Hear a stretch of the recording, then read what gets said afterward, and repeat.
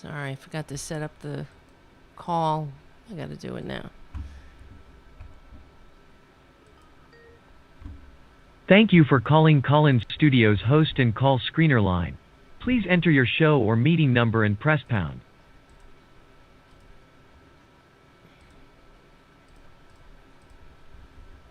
Enter your 6-digit PIN. Whoops. Shit. That was an invalid PIN for TARABUSTER. Welcome, host. You have not started a show session in Collins Studio and cannot yet receive calls on TARABUSTER. It's Tarabuster. Please visit the Collins Studio website and begin your session. Right. Music will play until your session begins, Welcome or you to may my call nightmare, back when you are everyone. ready. Alright, here we go. Welcome, host. Nice. You are now We in did the it. host room and can manage your callers from the Collins Studio web interface. Breaking down the third, Audio fourth recording wall? Yeah, is fourth wall. on What am I talking dual channel. about? All right, let's start the show.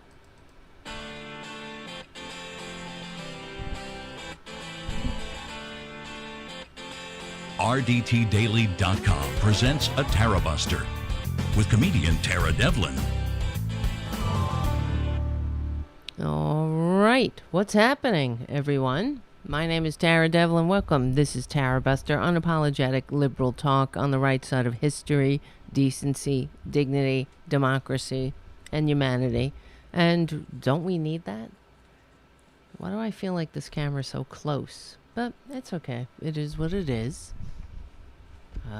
We'll figure it out. Let me see. What the hell? Web settings? What? All right. So we meet here. We have a regular show on Friday evenings around 8 p.m., 7:30, 8 p.m. I know it sucks. This is how you got to do it when you don't have billionaire benefactors. And we only have each other, which is, we will win. They know it. We know it. Do we have the strength? No. This is what I continue to wonder. Do the Democrats have the strength to really go against this fascist coup? Because that's what's happening. And we'll discuss it. So just give me a second to do the plugs. If you are on any other channel, come on over to youtube.com/C for channel /Tarabuster. Also, if you can, please become a patron at patreon.com/TaraDevlin. Any amount, $2 a month or whatever, that helps. That helps us grow, because then people see that, you know, we got some people watching. So they want to say, like, what the hell is this? What's this all about? Where's the party? I want to be part of it. Anyway, if you're a normal person, and that means, you know, someone capable of functioning in a free democratic society, great. That's it. You're normal. You're a normal person. Okay? It's not that hard. All right, well, we'll explain it. And what else? We're on SoundCloud, iTunes, Stitcher. Please give the show a good review on iTunes, because that helps keep us going and growing. And keep coming back. It works if you work it, so work it, you're worth it, and live it. And we're SoundCloud. Oh, yeah, FYI Nation, guys, another independent liberal station. And what else? ROKFIN. I'm sorry, I keep saying what else. That's not very nice and professional. I'm not very professional, though. This is it. Whatever. You're fighting fascism. I'm a little groggy, because I have to tell you, I fell asleep on the couch earlier. Because I was out early. I had to get a mammogram today for a routine. We'll see what happens. Hopefully all is well. And it kind of hurt. Oh, you know how it is when they crush your boobs. But thanks, Obama. Thanks. Because routine preventative care is now 100% covered by the filthy, disgusting health insurance racket. Who, you know, I mean, I lived long enough to know and to remember the days when they don't want to cover that shit. They don't want to cover prescriptions. They don't want to cover anything. That's why these idiots who would say, I used to pay $200 a month for my insurance. Now it's up to $500, whatever the hell they would say. And my response is because it's a for-profit racket, and you were paying basically to have a card in your pocket that said, I have health care. When you went to the doctor, or let's say you were seriously ill and you went to the hospital, you might find out that there's no hospital coverage on that great insurance plan that you have, or prescriptions, or anything. They could, of course, knock off the list, and pre-existing conditions and all that, because it's the American healthcare system. For those who live in civilized countries and watch and listen to the show, and I know you're there, the American healthcare system can be boiled down to your money or your life. And of course, I have to ask the question: how much longer are we going to take it? I feel like we're on the precipice. We're not going to take it much longer because people are like sick of it. Well, you know what's happening in California. They're trying to pass a single payer, and it looks pretty good. And also, I feel like it'll happen in New York. New York has the New York Health Act, and that's advancing. But the sad part is that unions are the ones that are lobbying against it, because there again, I wish they would listen to the show, because it's another divide and conquer tactic. These unions, I love unions. You know that. We are, unions built America. We thank you, unions, for the weekend. Thank you. But I got mine, sucks to be you bullshit is the part of what is tearing this country apart. And the other day I felt like I need to sit down. Not that it matters really. I'm going to write Biden a letter. Maybe he'll read it. And I will explain that, you lament how divided we are, but they purposefully divide us. And the division began long ago when European settlers, European settlers came here with indentured servants and enslaved people. So their worry was, if these people realize that they are in the majority here in this new world, they could just rise up and take over. And if they are united, if the indentured servants and the enslaved people got together, the 1% would be doomed. They were afraid that would happen. So they started dividing the indentured servants, who were primarily white, against the enslaved people. They would give the indentured servants just a little bit more freedom and benefits, if you will. So they would say, hey, I got mine. Sucks to be you. And here we are. Really, here we are. You know what I've been thinking about a lot, too, because I say we will win. And I believe we will, because of everything that we talk about. We're on the right side of history, decency, dignity, democracy. That's the truth. That's all. We are capable of functioning in this society. And the more I watch television, watch the corporate media about our current events, I notice, I'm sure you've noticed too, how when the people with darker pigment show up at protests, they're not going there with zip ties and bear spray. They're working within the system. And that's the way it's always been, even going back to the Civil War, during Reconstruction, when people with darker pigment were afforded the vote. And, they did it legally and peacefully. There was none of this. There were no riots. It's the people with darker pigment, former enslaved people, were working within the system. And you see the white devils just couldn't handle it. So we had to endure, again, another, 100-something years of domestic terrorism, and now they're at it again. They've never stopped, though. But the thing that's, it's, I don't know what the proper word is. That is, it's inspiring, and also it might be fitting and suiting for the future generations to look back and see that if it weren't for the ancestors, or the what's the other word? Not the ancestors. When you're, the future generations of the formerly enslaved people are the ones who will save this democracy and make it live up to the founding promises. Isn't that to me is inspiring, and it's also, that's kind of a cool story, as much all that pain, turning that pain into the progress. It's pretty incredible. Am I making sense? I'm not sure, but I think that, I don't know. That's pretty incredible if we can pull it off. All right. Let's see what's going on out in this chat. We got people in the chat. Thank you, Shadow Star Ace, for your super chat. And thank you, Jim, for your super chat. All right. Already out of the gate. That means a lot.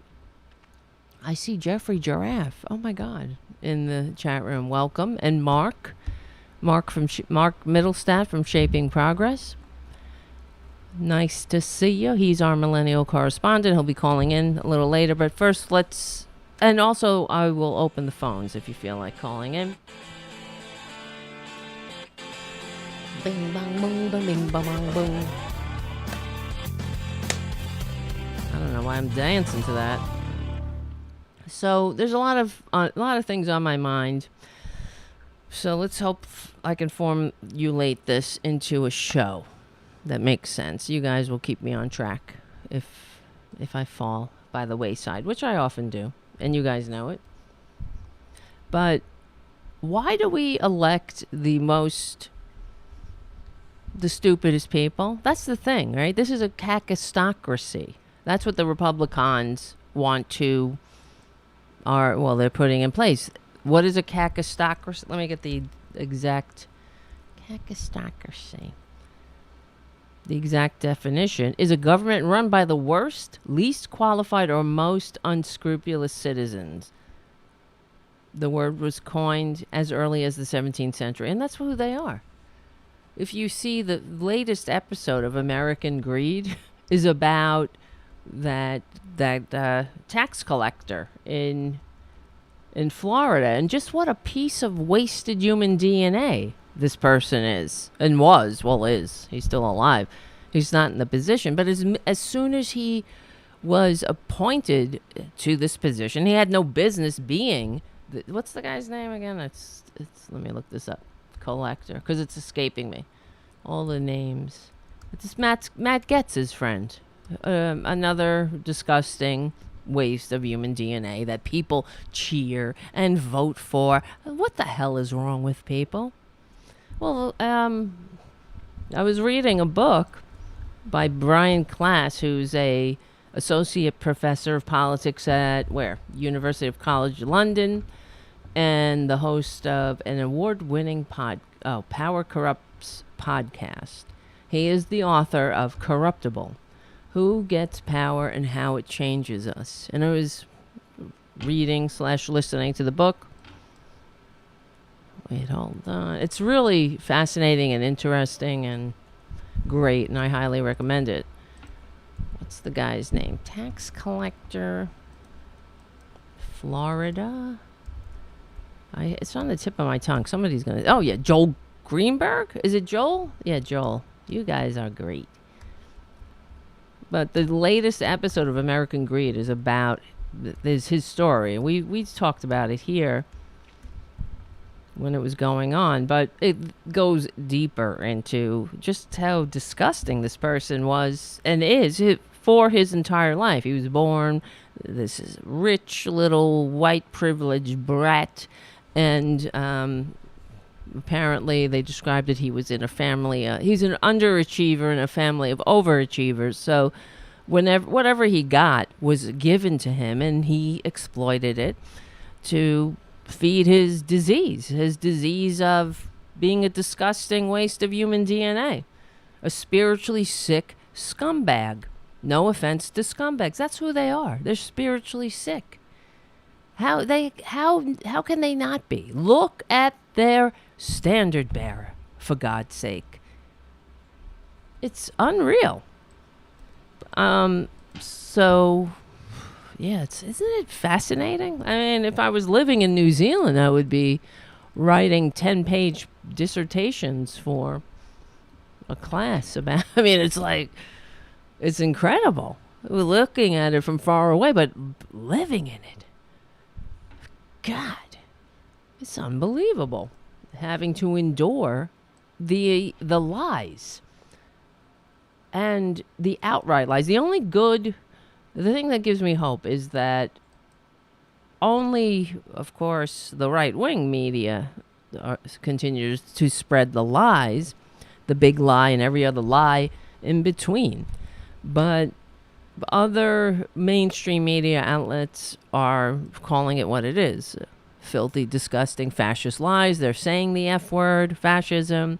They're pointing it out, and they're saying it right to his face. Right to that filthy, disgusting con man's face. Right? Let's see. Where's this goddamn article? Matt Getz may be indicted. Mark C. on the chat says, maybe the arc of history theory can really manifest. Yes, I know. He's in deep shit.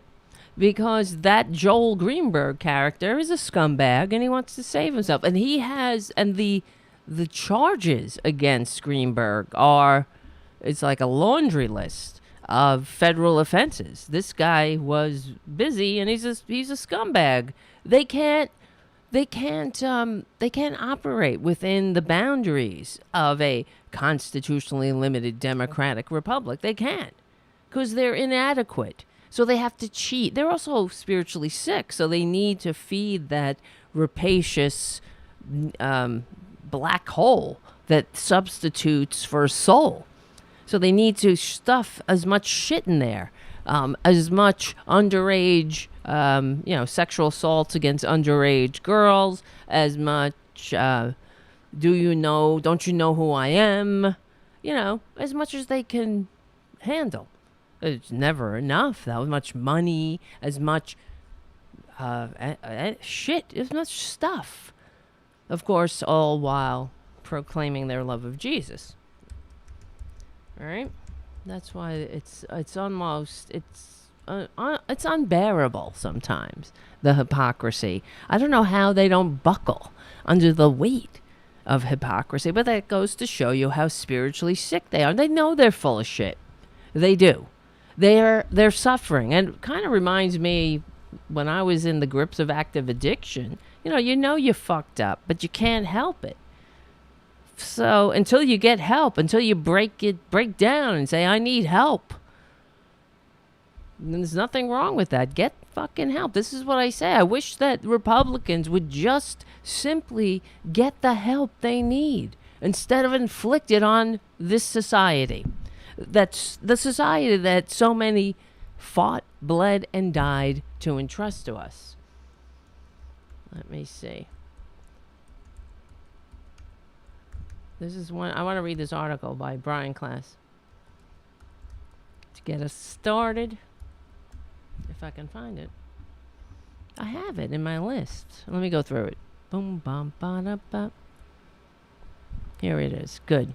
That's why I need a producer. But we do it anyway. The show's not perfect. I'm not perfect. I'm not looking very perfect now. But, we do it anyway. That's I always say that's how I got clean, too. I did it anyway. Even though I didn't want, I wanted to, but I didn't think I could. And because I had been using my entire life, really. So. And I didn't think I could stop drinking of everything. At least I really kind of was trying to get it down to once a week when I sought help. I just wanted to learn how to drink successfully. It wasn't working. So, but then, you got to surrender. That's what I think about these goddamn filthy Republicans. Surrender to win. You don't have to fight. Stop lying. Stop being a greedy waste of human DNA. Stop following the worst people. And you want to know somebody? Look at their friends. But also look at who they admire. All of the worst people. And we've discussed it before. I mean, I think it's just because we all can't believe it. I keep asking, what the hell? Why? They said, in fact, what the hell? I was listening to Tom Hartman. Hold on. I'll lower this. Since we don't really have to pay attention to the music cues on the weekday show. But now, the Friday show, I have to stick to the schedule because of progressive voices. But I just can't. I keep wondering, and I guess we keep lamenting and asking, what the hell? Of all the people on earth that you want to be a dictator, it's him. It's the con man with the fake university and the multi-level marketing vitamin scam. The serial bankrupt con man. So rich he pays porn stars in installments after he's trying to silence the porn star for, he effed her, if that's what you want to call it. While his wife was recovering from childbirth. He needed somebody to stick his smaller than average Mario Kart looking mushroom. I don't know. Poor Stormy Daniels. Jesus Christ. All right, let's stop thinking about that. So Brian Klass writes in the Washington Post, I thought that January 6th would prompt a Republican rethink. I was wrong. And he's the author of the book where we're going to discuss who gets power and what is it called? Corruptible, something like that. Hold on. All right. So he writes, a year ago, like millions of Americans, I watched in horror as hundreds of pro-Trump insurrectionists stormed the Capitol to try to subvert American democracy. As the dust settled and the Capitol was secured after the siege, I felt an unexpected emotion, a strong feeling of optimism. I thought that way too. I thought, this is it. They're going to abandon that con man. And finally, like Obama said, the fever will break. Give me a break. It hasn't broken. In fact, it's gotten worse. So Brian Klass writes, I thought that this terrible tragedy could serve as a clarifying moment, but I was wrong. That's not because I was naive about how dangerous the insurrection was. The peaceful transfer of power is the bedrock of democratic government. And that's not what we got. We are extremely lucky that the violence wasn't much worse. It's a miracle and a testament to the brave police officers that no members of Congress was killed by the mob. And you know that they would have killed. If they got their hands on anyone, any member of Congress or senator, they would have murdered them. You don't build a gallows. You don't take bear spray, cattle prods, zip ties. You don't put pipe bombs in front of political party headquarters unless you're a filthy, disgusting, anti-American fascist. Okay, back to the article. Brian Klass writes, I had repeatedly warned that something like the insurrection would happen. In May 2020, I tweeted, if Donald Trump loses, there's a real possibility he will reject the results, absurdly claim it was rigged, and say he's the victim of the deep state. And he will send that message to some people who are heavily armed, which could prove deadly. That same month in the Post, I posted the following question. What will happen if Trump loses and then takes to Twitter to say he actually won? It's not that hard to see how deadly that could become. My commentators and columnists dismiss such arguments as alarmist hyperbole before the 2020 election. And that's what, what's his name? Michael Cohen also said. If Trump loses, there will not be a peaceful transfer of power. And he was right.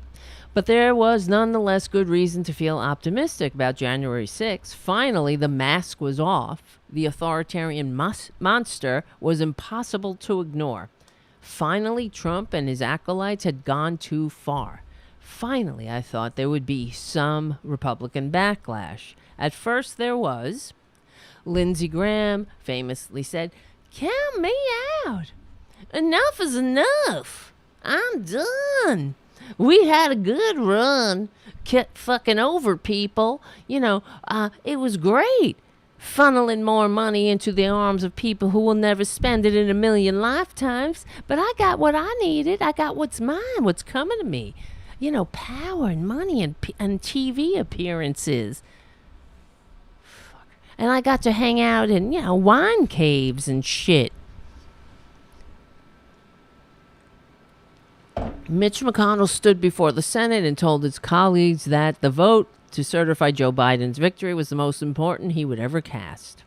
Even Trump's most zealous Fox News Trump cheerleaders put down their pom-poms for a moment to distance themselves from the January 6th attack.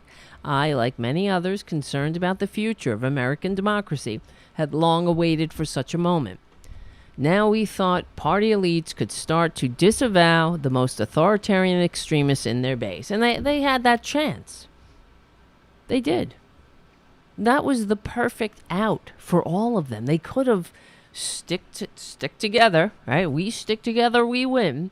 They could have gotten together, banded together, and expelled the waste of human DNA out of the party.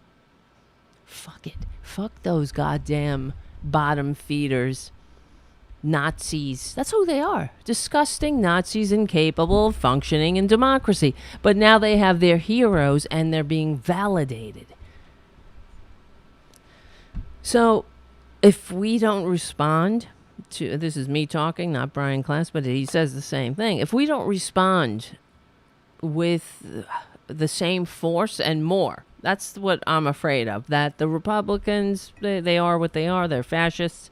They are trying to overthrow this constitutionally limited democratic republic and replace it with a sham republic with where they run and rig everything. They rig the elections. Everything that they project, that's what they're up to. Everything they say. It's because, Democrats are doing this. Democrats are authority. This is what I love, because they try the reverse psychology constantly, and it's also a way of nullifying the alarm by saying, I'm not an authoritarian, you are. Democrats are authoritarian because of what? What do they point to? Oh, the vaccine mandate. That we've had vaccine mandates since the beginning of the country.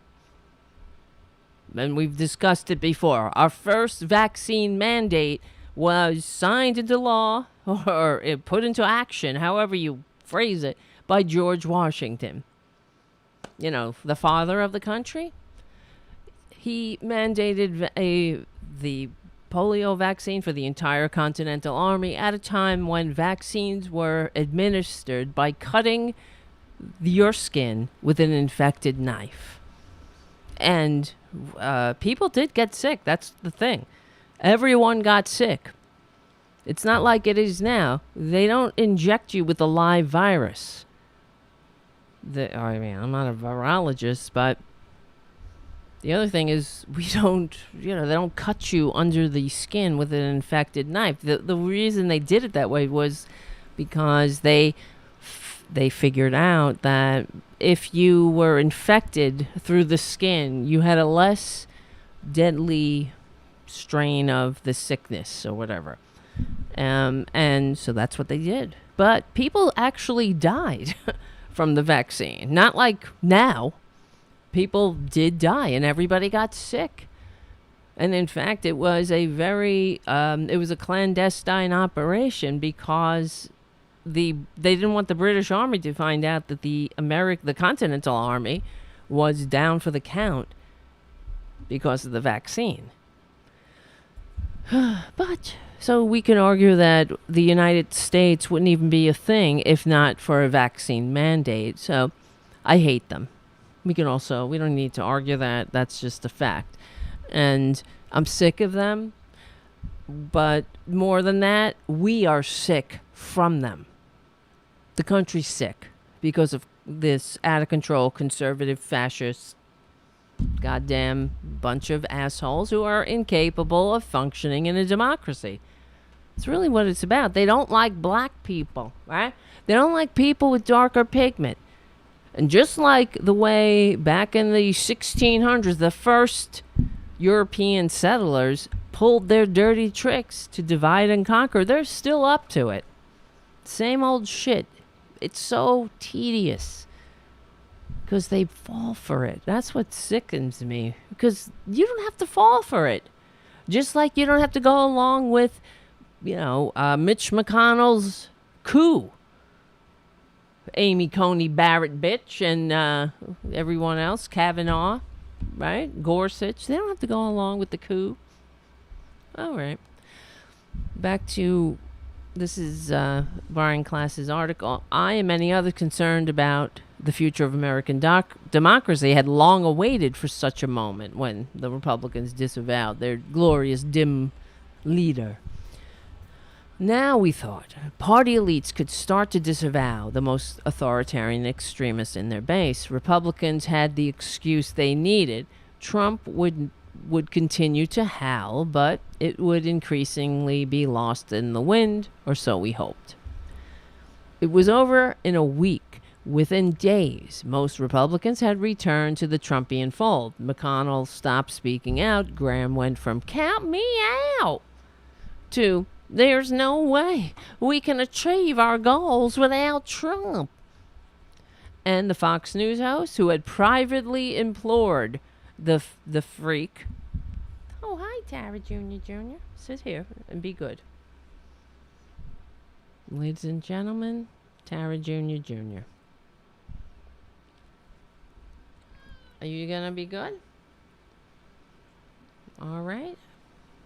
Yeah, let's give him a scratch. It's good for our blood pressure. Good boy.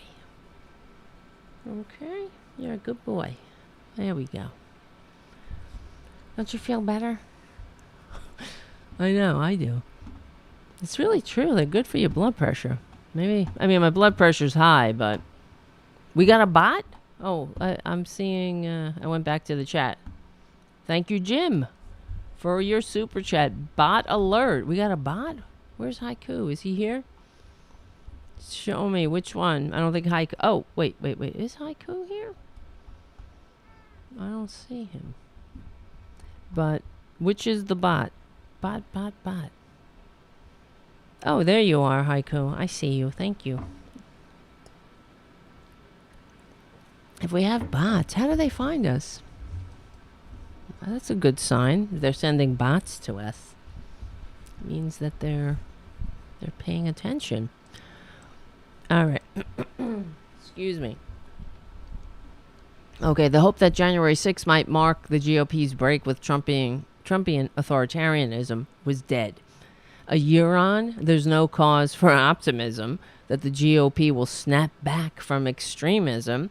We must now grapple with a stark reality. If a violent authoritarian insurrection wasn't enough to break Trump's despotic spell, It's hard to imagine what would be enough. It's, well, nothing. It's done. The Republican Party is done.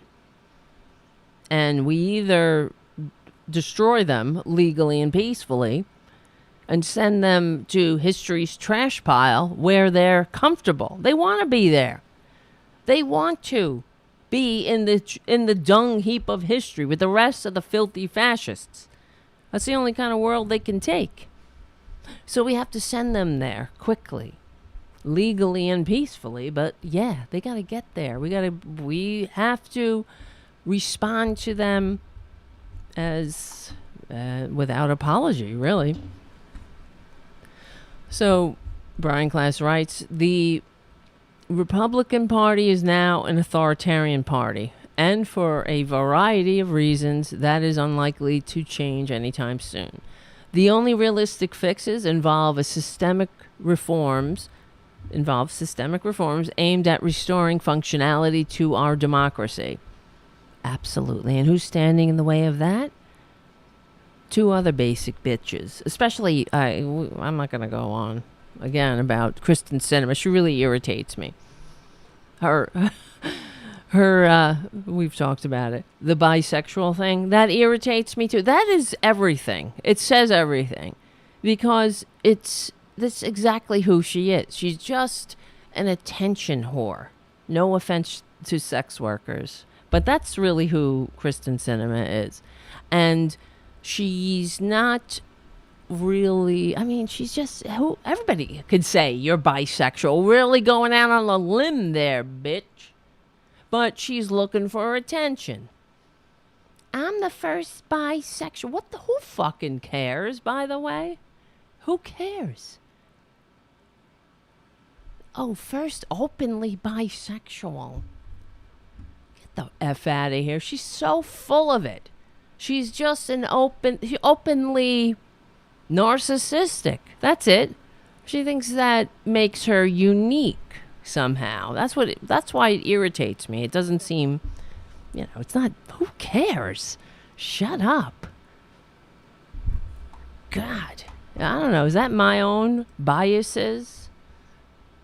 Maybe. I don't know. Not really. I don't really know the whole bisexual world. But to me, I always think that bisexual is just like one, it's my own experience I was bisexual for a while. Because I was homophobic, I couldn't be a full-on gay. So I had to think, okay, if I'm just half, maybe I'll be acceptable that way. Or somehow that I can be half a dyke. And I can say that because I am a dyke. I can say it. But it's just, shut up. Have we seen her with any girlfriends or anything? No. She's bisexual. She's just a freaking attention whore. Who cares? Bisexual. All right. Stop it. Oh my God. Yes, Ed the Second says, are you watching the Trans Jeopardy champ? Yes. I don't know, watching it, but I've seen her, which is great. Oh, the Republicons. What a world. They're not built for the modern world. They hate the modern world. That's what it is. Modernity has left them behind. And that's why, if you really want to go Psych 101 on them, that whole Left Behind series of books, that's why that was so popular, because they're the ones being left behind and they have anxiety about it. They can't evolve. They refuse to, because it's also a group think. And if you evolve and then you become that rugged individual, they got something for you, and it ain't welcome to the fold. It's get the F out. That's why they're all the same. You got to be the same in this fascist death cult. You got to love the authoritarian con man. You got to beg for trickles. Oh, we'll get to this. Okay. The only realistic fixes involve systemic reforms aimed at restoring functionality to our democracy, but aside from some modest voting rights legislation that is currently struggling to make it through Congress, most of the necessary sweeping changes aren't even being considered. It's a bleak outlook for a broken country. The last best hope, then, is for real accountability. The Biden administration, the Justice Department, and the House Select Committee investigating the January 6th attack have a duty to impose consequences on those who tried to destroy our system of government. Now, 1 year after trying to find hope in one of the darkest days in our modern history, I'm again flirting with a hint of that same feeling. We're not going to push the Republican base away from authoritarianism. That battle is lost. But maybe, just maybe, Democrats will finally insist on the legal and criminal accountability, not just for those who stormed the Capitol, but for those who sent them there. And he writes, or perhaps that is yet another pipe dream. And this morning when I was listening to Stephanie Miller, she had somebody on that was good. Really, this is getting on my nerves. Now the pundits are scolding us for expecting the Justice Department to do something. Because he was saying, we don't know what they're doing. The wheels of justice churn slowly and all this shit. I've been hearing this. But why is Steve Bannon out there walking free? Now you tell me, you, anybody, if we defied a congressional subpoena, would I be on my podcast right now? Absolutely not. They allow this filthy, disheveled scumbag to spread his lies, to continue to spread lies, openly flouting his defiance for the law. Now, what the hell message does that send? It also says that it's you're goddamn impotent, really. The government is impotent to do anything about these disgusting wastes of life and DNA. But, in that book, here, I want to play this. If Tara Jr. can get off the keyboard for a second. Oh, no, Tara Jr. He's a junior's junior. Where the heck is it? All right. I told you guys. Oh, my God. River, thank you for your super chat. And thank you, Matt M., for your super chat. F the fascist. Yep. Fuck them. Not literally, because they suck in bed. Not that I know by experience, but in order to not suck in bed, you can't be a selfish prick. So that's really the secret. And that's why Trump sucks. And they all suck. They think they're just God's gift, right? To the planet. Tara Jr., what are you meowing at? All right, come here. That's it. You cranky bastard. Ow. He gets cranky. He's got skin allergies. And I think something's wrong with his back. When I scratch down there, he gets very like, get away from this. From the back. Oh, he's under a doctor scare. He's just a brat, really, too. He's a brat. Because he's the boss. He knows that he's the boss. And he abuses his power. Talking about Kakistocracy. No, he's not. It's not a Kakistocracy in here. He needs to stop abusing me. Really? Have you ever been abused by a cat? What the hell? Why do I allow it to continue? It's bizarre. All right. Why? Tell me why. I had this window open. I'm looking for it. I don't care. This is it. This is the way it is. That's the show. I'm going to show you what I have to do. Look. I'm looking for this particular article. Okay, that's you and me. And it's going to be worth the wait, I tell you. No, that's us. We'll put that here. Oh, fuckity fuck. Look at all these windows open. Let's close that. Let's close that. And whatever. I don't know. Mark Middlestadt is supposed to call in, but oh, look at that. A picture of Trump. Horse face, low life, fat, ugly. How the president demeans women. Well, this was written back then.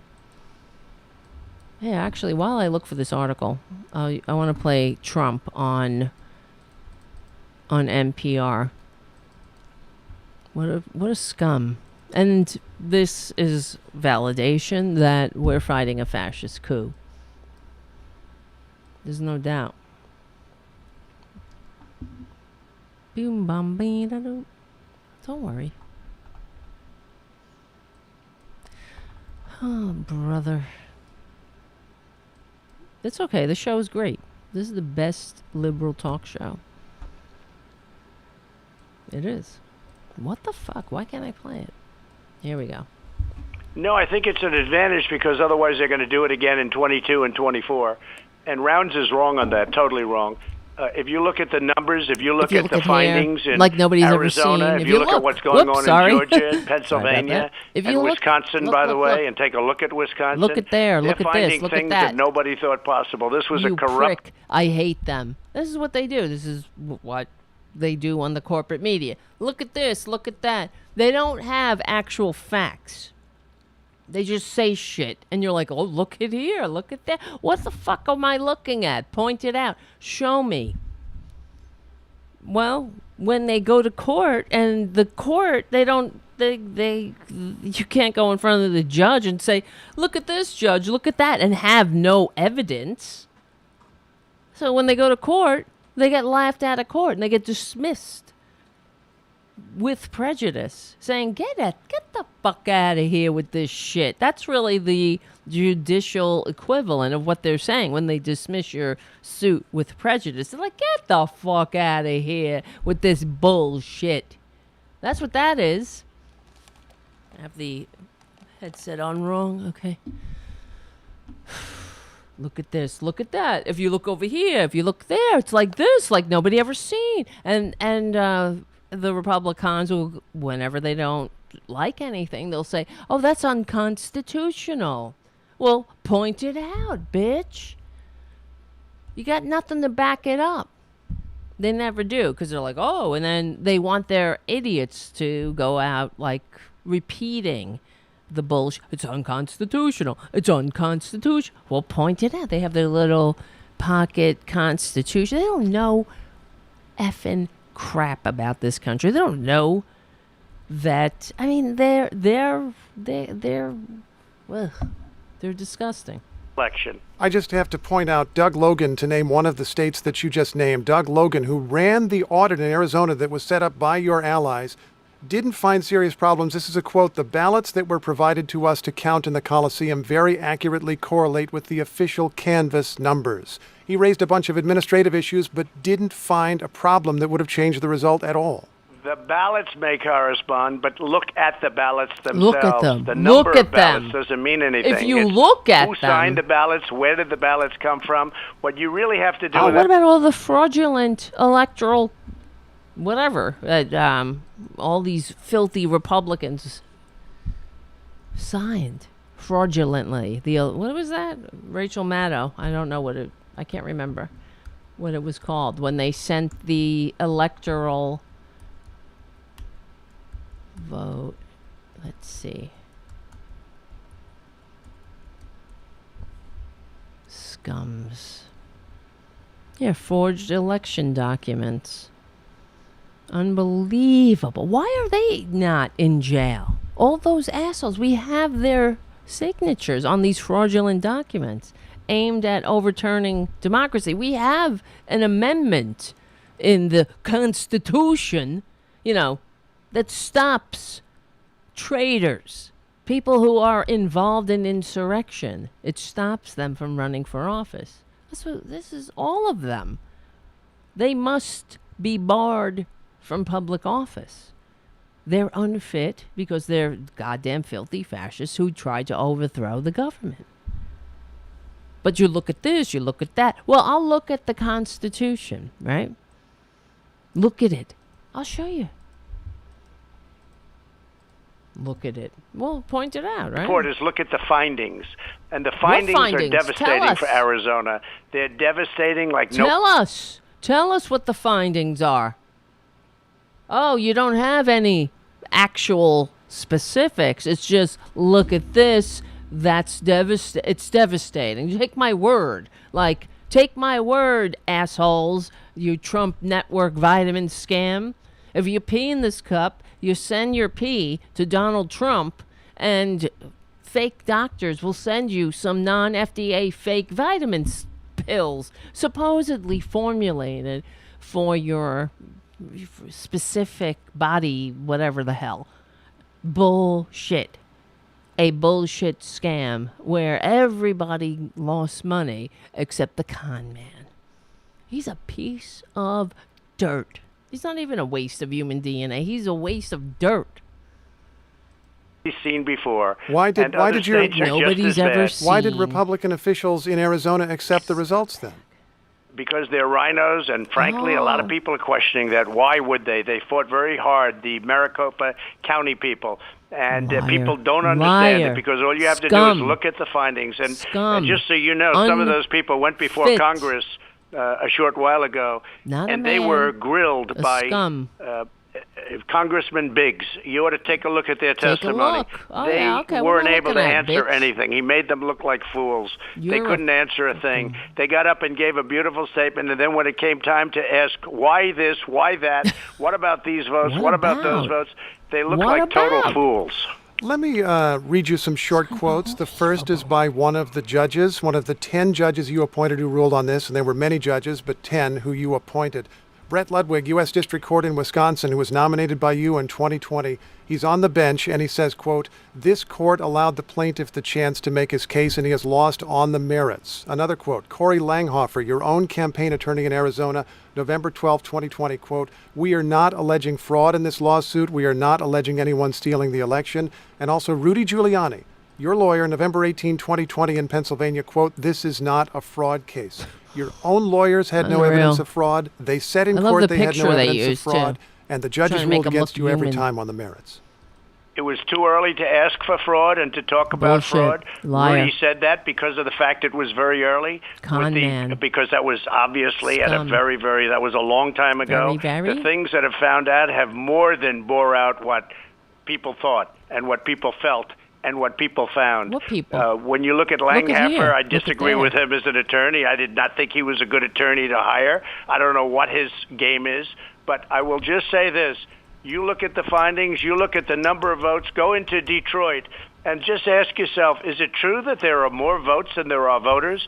Look at Pennsylvania, look at Philadelphia. Is it true that there were far more votes than there were voters? It is not true that there were far. It is not true. That's a pretty tough problem. It is not true that there were far more votes than voters. There was an early count. I've noticed you've talked about this in rallies, and you've said reportedly this is true. I think even you know that that was an early report that was corrected later. Well, you take a look at it. You take a look at Detroit. In fact, they even had a hard time getting people to sign off on it because it was so out of balance. They called it out of balance. So you take a look at it. You know the real truth, look Steve. At here. And this election was a rigged election. Why is it that you think that the vast majority of your allies in the United States Senate are not standing behind you? We did have that statement by Mike Rounds.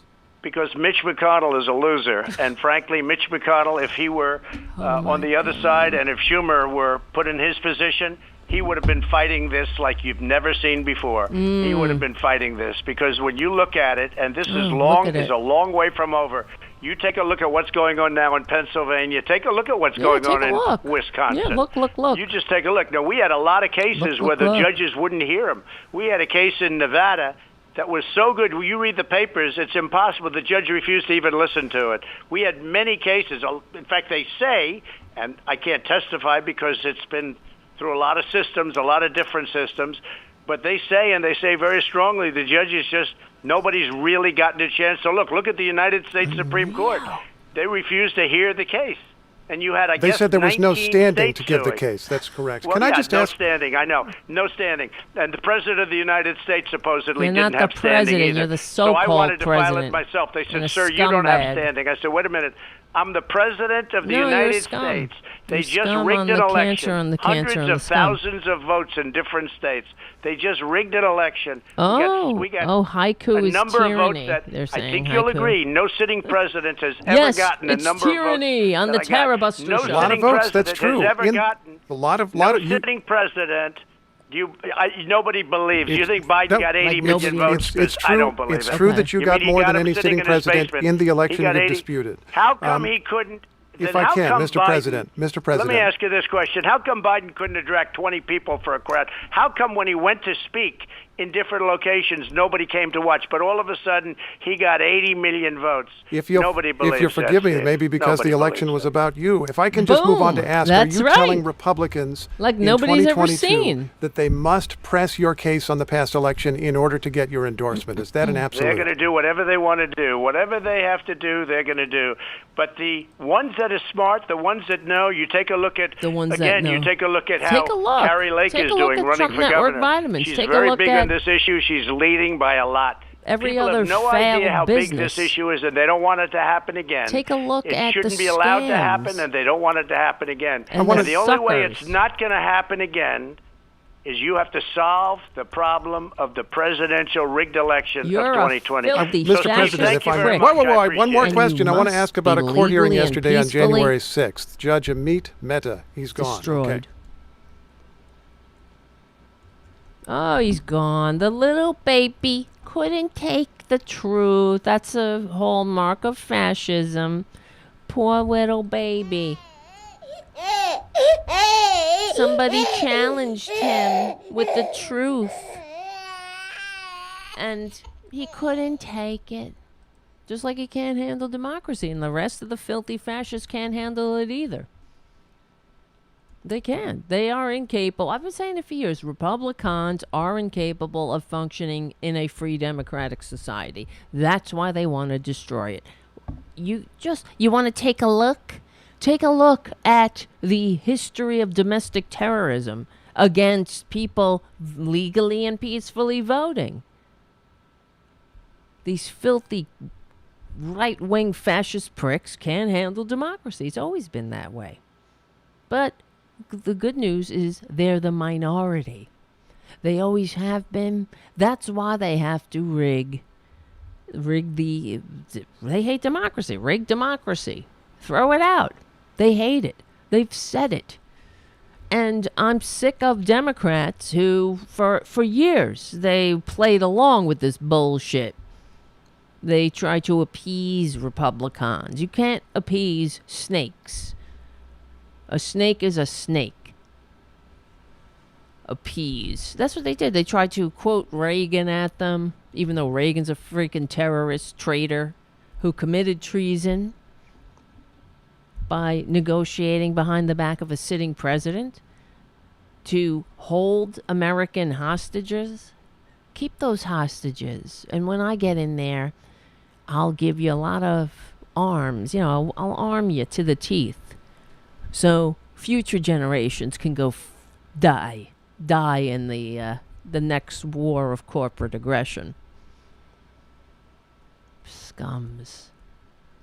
Well, if we legally and peacefully destroy these fascist bastards, we might have a functioning democracy. But the Democrats got to let go of their corporate teat as well. They have to stop suckling the corporate teat. You can't be like Hillary Clinton when they were asked when Bernie and Hillary were debating. And they asked, do you want to be the senator from Main Street or Wall Street or whatever? And she's like, I hope I be the senator for both. Well, you can't, because in spite of what Obama would tell us, which was bullshit at the time and remains bullshit, the Wall Street and Main Street do not rise and fall together. Wall Street rises and Main Street is always effed up. What? Somebody's texting me.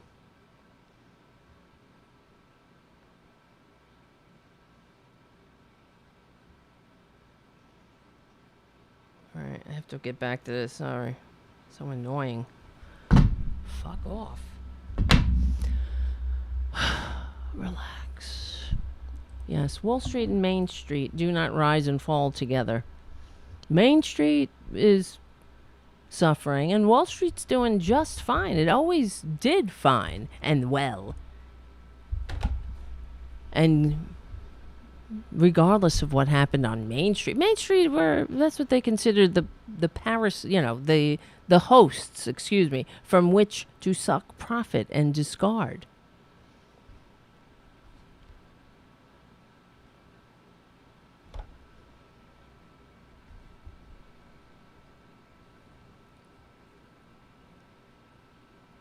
Wait a minute.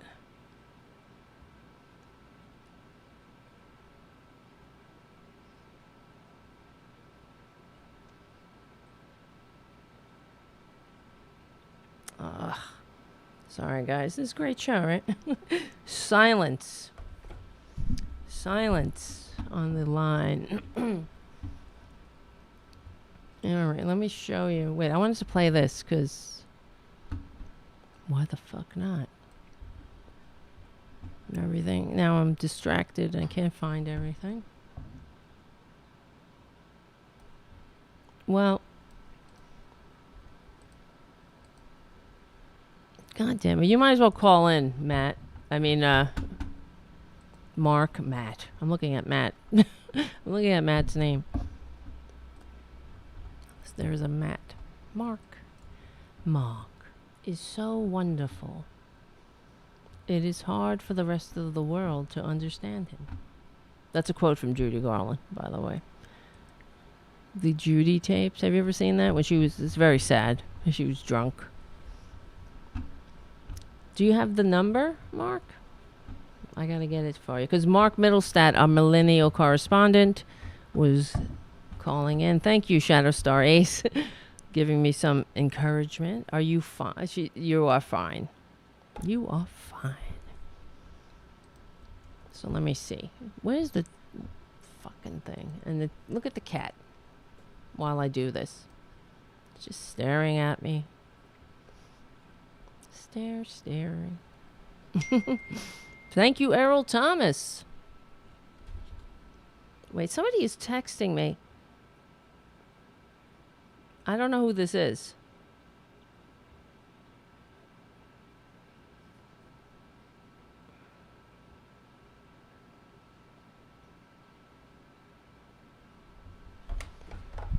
Alright, so someone's fucking wrong numbering me and bothering me. It's like texting me, are you up for a call? I'm like, who the fuck is this? Do I know you? Who are you? What are you? Why are you bothering me? And then I said, is this so-and-so? And they were like, who? So I guess it's a wrong number. And thank you, Errol Thomas. Errol says, hey, Tara, happy belated New Year. Got my booster shot 2 evenings ago. By the way, what's a perfect New Year's resolution for Republic clowns and their voters? Whew. I don't know. To evolve, maybe? A New Year's resolution? It won't matter. They won't listen. Oh, you're in. You're in, baby. You're in. Mark. Are you there? Hey, Tara. The beautiful Mark Middlestadt from Shaping Progress, our Millennial correspondent, is on the line. Nice to hear you, Mark. How's it going? What's happening in Seattle? Nice to hear from you, Tara. Not much. The technical difficulties. Oh, yeah. Been Right. A bit What happened? underwhelming. Yes. Yeah. So last week, Mark launched a live show for Shaping Progress, and there were a lot of audio issues, a lot of Yeah. crackling, and so I don't know. I thought it was the latency on YouTube, but it doesn't seem to be that. Yeah. I don't know. We have to get to the bottom of it because that's. Yeah, exactly. I think it must be. Maybe it is Ecamm, but I had to have numerous calls with the guy. I'll get you his number after the show. Oh, And he did a Thank screen you so share and went through everything. So, and he was able to fix stuff. So hopefully he can do that for you. And we'll Yeah. get to the bottom of it because we need you. Your important voice and everything that you're talking about. This is how we will win. We have to overwhelm the message. We got to get the truth out, the message, the progressive message, the fact that the United States is a progressive experiment. Republicans don't like that. They don't want to hear that. They think that Jesus inspired Thomas Jefferson to write. They really do. I've heard this. Yeah. Hey, buddy, I got to put him back. Oh, no. He's acting like a brat. A very cute brat. Okay. All right. So sorry, Mark. Sorry to interrupt. No, it's all good. No worries. But anyway, hold on. So tell me, what do you think we can do about the fact, that the Republicans, all of them, are lying. They're sticking to the big lie. And on one side, we're living in two different realities. So yeah. And what do you think? I think I was listening to the article you were reading earlier where he ended it and said that might be another pipe dream too. I definitely take that to heart pretty frequently because I have a feeling that if we wait around for the more centrist, the more corporately attached Democrats will be waiting forever at this rate. And I have a feeling it requires all the true progressives banding together because there obviously aren't many, and they're very few and far between, the ones that do want to unite especially. But I think, as with the historical precedent, I think we could definitely do a lot more good with just the truly understanding group of people than we could with also the centrists attached, so. God, I know. Yeah. Well, it's really alarming because, Kristen Sinema and Joe Manchin are still standing in the way of what we need to do. My dream is we are successful with fixing voting, making federal regulations for voting, make election day a holiday, ensure automatic registration, things like that. And the Republicans are standing in the way, of course, because they don't want democracy. But and also, we got Kristen Sinema and Joe Manchin now. To think that this country will fall to authoritarian because of those two clowns, those selfish pricks. I do think it's been a team effort on both the Republicans and the Democrats' part. And I know this is exactly what Joe Biden, as out of touch as it is, I know that Kristen Sinema and Joe Manchin are exactly what he wants because they're easy for us to scapegoat all of those problems onto. But the truth is, Joe Biden could do a lot to repair this country on his own tomorrow, and he doesn't want to. And if Kamala and Pete were to get in instead of him, they wouldn't want to either. Right. What do you think? What could he do? Do you just as a president? Are you talking about executive orders on certain things? Yes. I mean, we watched Trump create an entire new branch of the military. Right. So obviously, stupid. They do have a certain amount of power in those executive orders. Right. And if we're talking about, because Joe Biden's government seems to be almost even smaller than Trump's government. And I think not only do we need to look at expanding different powers of the government, but expanding how the government's supposed to interact with the people. I am a really big fan of a political activist, and she was a candidate in 2020. Marianne Williamson is her name, and she always advocates for a Department of Peace. Yes, and she also advocates for a Bureau of Children within that Department of Peace, where their sole goal is to promote peace and well-being, and then to make sure that the peace and well-being of children is being taken into account by the rest of the state governments. And that would only get us so far, but certain measures like that, and obviously also we do have crumbling infrastructure, but there have been many things done about that through executive order in the past. Right. I'm pretty sure the Civilian Conservation Corps was through executive order too. I could be wrong about that.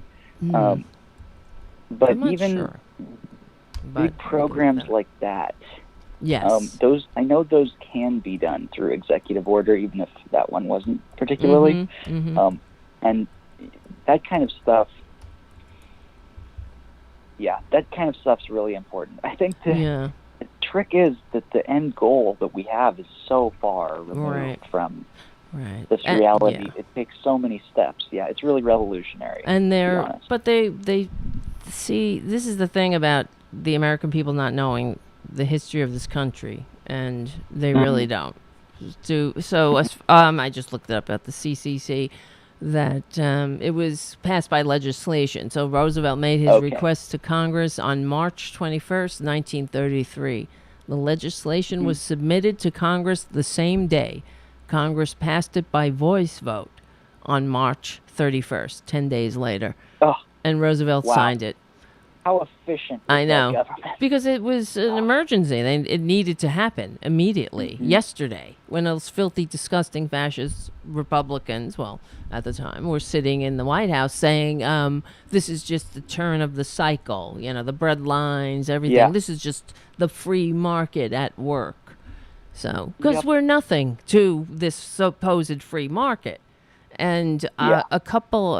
it's only free for the 1%, too, as we know. Oh, my God. Not free for any of the rest of us. I got what was this thing? I was just looking at Robert Reich, something on Robert Reich's page, on his Twitter page. And it's so sad, because he did a video. I'm just going to his page now. Maybe we can play it. Because he did a video about responding to some of the tweets he would get from people. So when he puts out his videos, and he said, I get people responding and saying, so when he tweets about how in Denmark they get months of maternity and paternity leave, here in the United States we get 0, and average people respond to him with defending the system, saying, well, that's capitalism. That's just, if you don't like it, you pull yourself up by your bootstraps. All that kind of shit, all that bullshit, which confirms that these people have Stockholm syndrome, that they don't understand the history of this country, that they have that we right now have an 8-hour workday, 5 days a week, because people died for that. when back before in the early part of the last century, the American people, the working class, they worked 7 days a week, sometimes 10 to 15 and more. 10 hours a day was a short day. They had company dorms. And if it weren't for the Triangle Shirtwaist Factory fire, where 147 or 41 people died, jumping out of windows because they were locked in, they didn't because the bosses didn't want them to steal anything, or take a break. And the American people, after that, there was a strike. Well, because in a couple of weeks we're going to have somebody on the show, a guy who's, in fact, he's one of my neighbors. I ran into him, and he's part of, and we started talking, and he's in the labor chorus. So there's a chorus for unions, and they go around and they perform in various events, and they sing labor songs and talk about labor history, and it's amazing. But people don't even know this. There's an early back in the early part of the last century, there was an immigrant Jewish woman who she's the one who inspired something that was called the Uprising of the 20,000 after the Triangle Shirtwaist Factory fire. And it wasn't just that they marched in the street. Bosses sent goons to beat the shit out of her numerous times. And they broke her ribs. There was a laundry list of injuries, constant. This happened all the time, and she went out. She had her ribs broken, and her father. She lived with her father, and her father was like, "No, you're not going because you're sick. You need to rest." And she was like, "I'm not. They're not going to win." And she went right back out there with broken ribs. Yeah. So that's what happened. These people were dedicated, and they fought for a decent middle class life, and it wasn't. It didn't come easy. The American people don't even know that. It's sickening. It really is. True. So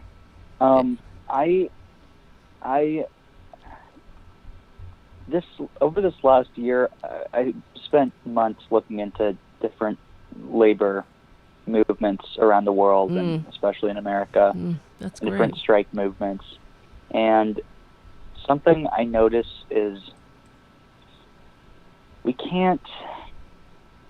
Obviously, there are, like you were just talking about on Robert's Twitter,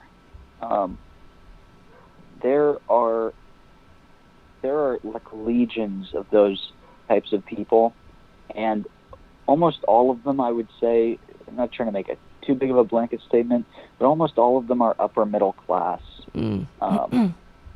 and living well enough within their means to be able to look beyond that, what we're actually talking about.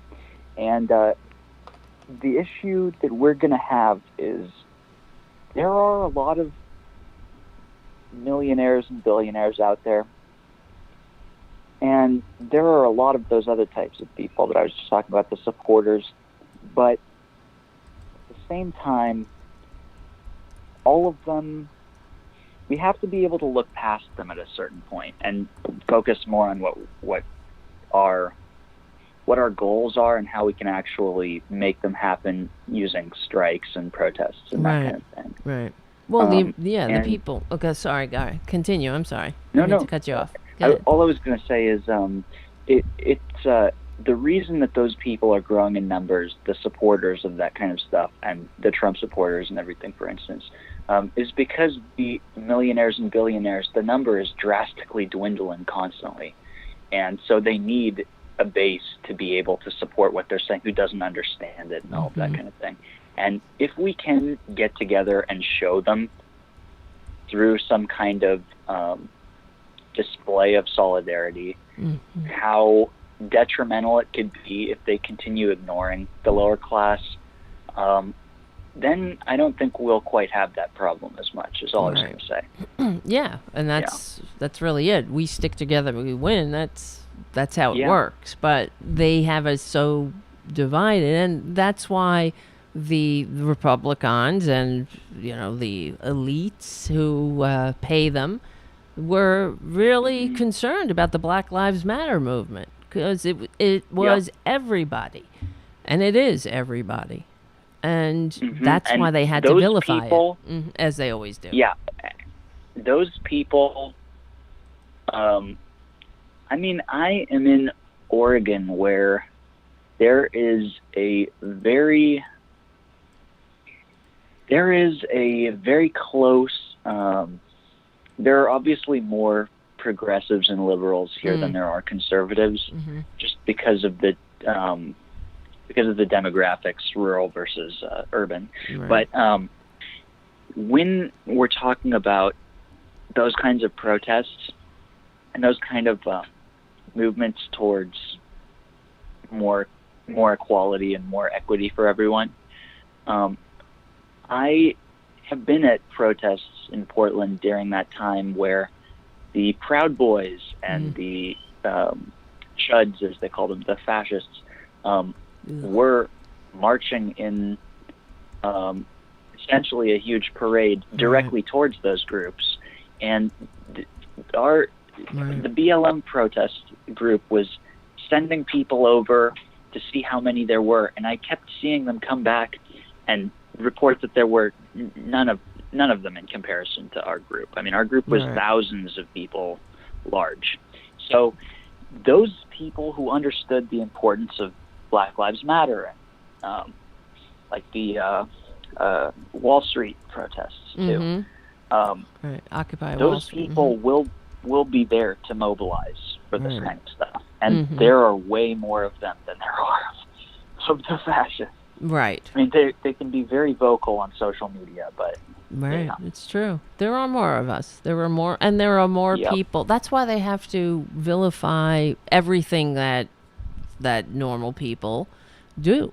Whenever we propose or fight for living wages, health care, retirement security, they vilify it as everything under the sun except what it is, including communism, everything, fascism. Now they're doing they've, I guess, gone again for the "I know you are, but what am I" defense, because they're fascists, and it's on the mainstream media are calling them fascists, and they're like, they respond by calling Democrats fascist. Oh, that's fascist. The vaccine mandate is fascist. Well, I guess George Washington was fascist too, to these pricks. Well, right?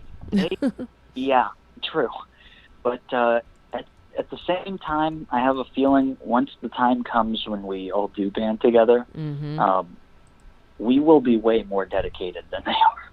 Right. Our message will be, "You're killing us," and their message will be, "I know you are, but what am I?" Right. That's just You're killing ridiculous us. defense. Yes, well, that's it. Exactly. And they're the ones who are armed, and they're talking about, they have, as they always have been, they're the ones who are violent. If you just look in the history, in recent history, look at when we were trying to pass Obamacare, and they were that what's his name, the Sippy Street irregular asshole. You were probably you were little at the time, so his name was, what the hell was his name? It was something. Oh yeah, Mark Vanderboe. He's dead now, but he I wrote a whole article on him because he was calling for violence. He was like, "Break their windows, break it now," and then people were going out like breaking the windows of the Democratic Party offices. And that doesn't stop. It hasn't stopped. We saw them try to. They set a bomb in one of the. What was it, a bomb? Yeah, it was like a firebomb in one of the Democratic Party offices. This is. I mean, it's not just one. It happens all the time. They are violent. That's it. Mm-hmm. This is why we need to arm and train the left. Because there are 400 million guns in this country. There are more guns than there are people. And also, I mean, the fact that more Democrats and progressives and liberals live in the city means that they can afford to live in the city. Right. And, in many cases they can't. But of the ones who can, those people can afford to arm themselves. And that needs to be the message very soon. Right. Definitely. Yeah. Well, it's just that this is what they keep saying. They're threatening us. They're saying, "Oh, we have our Second Amendment," and that's what they were saying when they were storming the Capitol. They're like, "We have a Second Amendment. What do you have?" They have that on tape. Yeah. That's because also that's a another Second thing. Amendment. Yeah. Well, they have been. It's the Supreme Court, the filthy fascist Supreme Court, interpreted the Second Amendment as everybody can own a gun. Now they're going to do it again with this crew of illegitimate fascists. This pisses me off because they're going to make it. You guarantee they're going to make it so the American people all can carry a gun, no matter what, concealed carry, and but I don't get how a well-regulated militia translates into some asshole walking around Walmart with an M16. Yeah. That's not a or well-regulated the Oregon, militia. Governor's mansion. Right. Yeah. I mean, the well-regulated militia is the National Guard, and it pisses me off. These pricks are so confused, and nobody challenges them, even from the beginning. That's why we're in this boat. We have never finished the work of Reconstruction. Right back from that time, the conservatives got their way. All they had to do was sign a loyalty oath, and they were put back in the very positions that they had before the war. Same old scumbags, same traitors. Well, and I think we've talked about it on the show. When Lee surrenders to Grant, they should have arrested his ass. For the very least, I think he should have been executed. Frankly, they should have executed the traitors. Instead, Grant said, "Go home and be. We're all Americans here. Be a good American." Fuck that.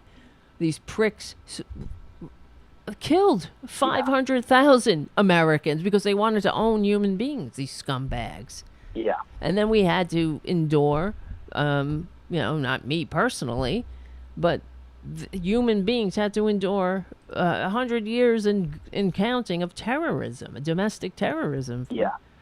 It's vile.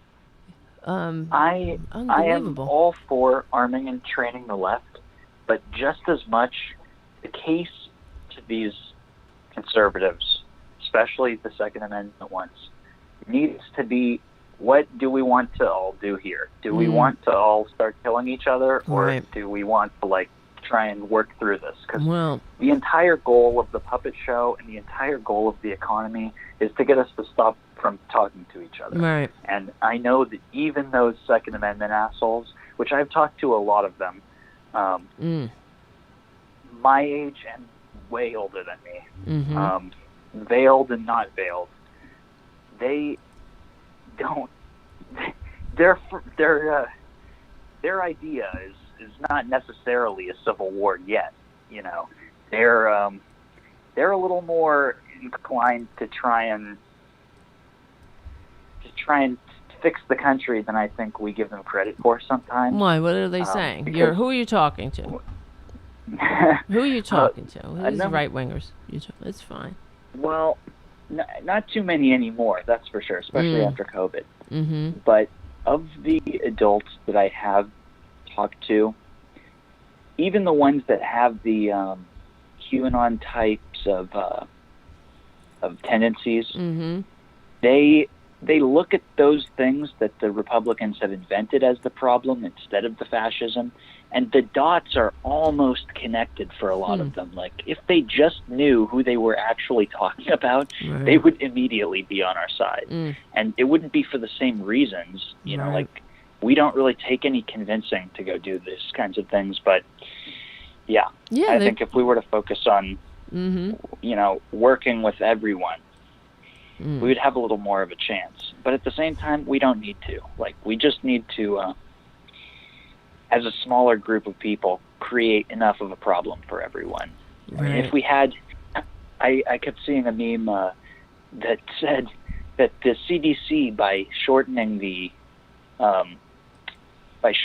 quarantine time from 10 to 5 days, and then saying that it was because of the economy, essentially admitted that if a large enough number of people stopped working for 10 days, strike would work. Of course it would. That's why they have, this is why they've done it. They've divided and conquered us. That's why the Republicans, they've promoted this gig economy right back when it started, when Uber first came and the people started working for these apps like indentured servants, and the Republicans they touted it. They had and in fact the Democrats did too, when I think they had some kind of deal with Uber at the time. And Uber was new, where they would take the delegates to the convention, they would drive them, but it was part of a publicity stunt. And but I always remember Romney sitting with a Uber driver doing some little propaganda, saying, "This is great. You're your own boss. You make your own hours. You are, you're a rugged individual. You're doing it. You're showing us how you pull yourself up by your bootstraps and get exploited by the 1%. And the only way, that's why the Republicans love it, because there's the bosses they reap all the rewards, and there's no responsibility. They don't have to share the profits, of course. They throw you some pittance, but everything is, as far as the Uber is concerned, you're responsible. It's your car. It's if it breaks down, if something happens, you're responsible. And there's no security. If you're sick, fuck it. You're dead, whatever. You don't get paid. Yeah. And, what do you do if you get seriously sick? What happens is people, they end up relying on the government, and, that social safety net is full of holes, that's for sure. But that's how it is. That's what corporate America does. They're the biggest welfare queens going. And it's tragic that the American people, many of the American people, are so propagandized that they think that, I guess, begging for a trickle somehow makes them less of, I don't know what it is. They feel like they're on par with these people somehow, that if they praise them enough, somehow some trickling will happen. I don't really get it. It's pretty pathetic, frankly. I live in Portland is one of the whitest cities in the country. Mm-hmm. It's over 90% of the population is white. I live in one of the most, or right outside of one of the most affluent suburbs of Portland, and we cannot afford to live here. My family survives paycheck to paycheck. We are definitely working class, and my dad is a gig worker. So he has to work a gig economy job in addition to his regular job. Yeah. Well, so he works 7 days a week. Jesus Christ. I hear you. I have the same. I mean, I feel his pain. I tell you. I certainly do. I could not do the podcast and everything that I'm trying to do if it weren't for like a couple of my very close friends and kind of extended relatives who've essentially been angel investors of it. That's good. So there is a huge veneer all around me of like affluence and all of that kind of going with the economic thing, but it doesn't work. at all. So I have talked to my parents before about what we need is a national strike. Yeah. And they're well aware that that's what I think. And what do they think? Their issue is, when I talked to my dad about it once recently, he said, well, what are we going to do? What are we going to do? Are we going to get evicted? Right. How are we going to be able to pay our bills? If we go on strike. I don't think you understand. Yeah, I don't think you understand what I'm talking about. If enough people went on strike, right, you wouldn't have the ability for people to collect our electric or water bills. You wouldn't have. I mean, we rent this house, so that's not exactly our problem. But those mortgage bills on the other house that we are renting out in order to live in this one, the essentially all of the bills, all of the waste management, all of the insurance companies. I could just keep going, but the idea is that all of those companies should start breaking down. Oh yeah. Yeah, definitely. And if that were to happen, we would have a very, very different country overnight. Right. I mean, people were like freaking out to buy toilet paper when COVID hit, but this would blow that out of the water. So we have the strategy to win even without the numbers, even if we didn't have the numbers. It wouldn't take too many people to start doing that to break this. Well, the thing when Clara Lemlich inspired the uprising of the 20,000 back in the day, they took an oath. So what happened was, after the Triangle Shirtwaist Factory fire, the workers who survived and others, people were outraged, and they had a giant meeting at Cooper Union. And you can, if you Google it, you could see pictures.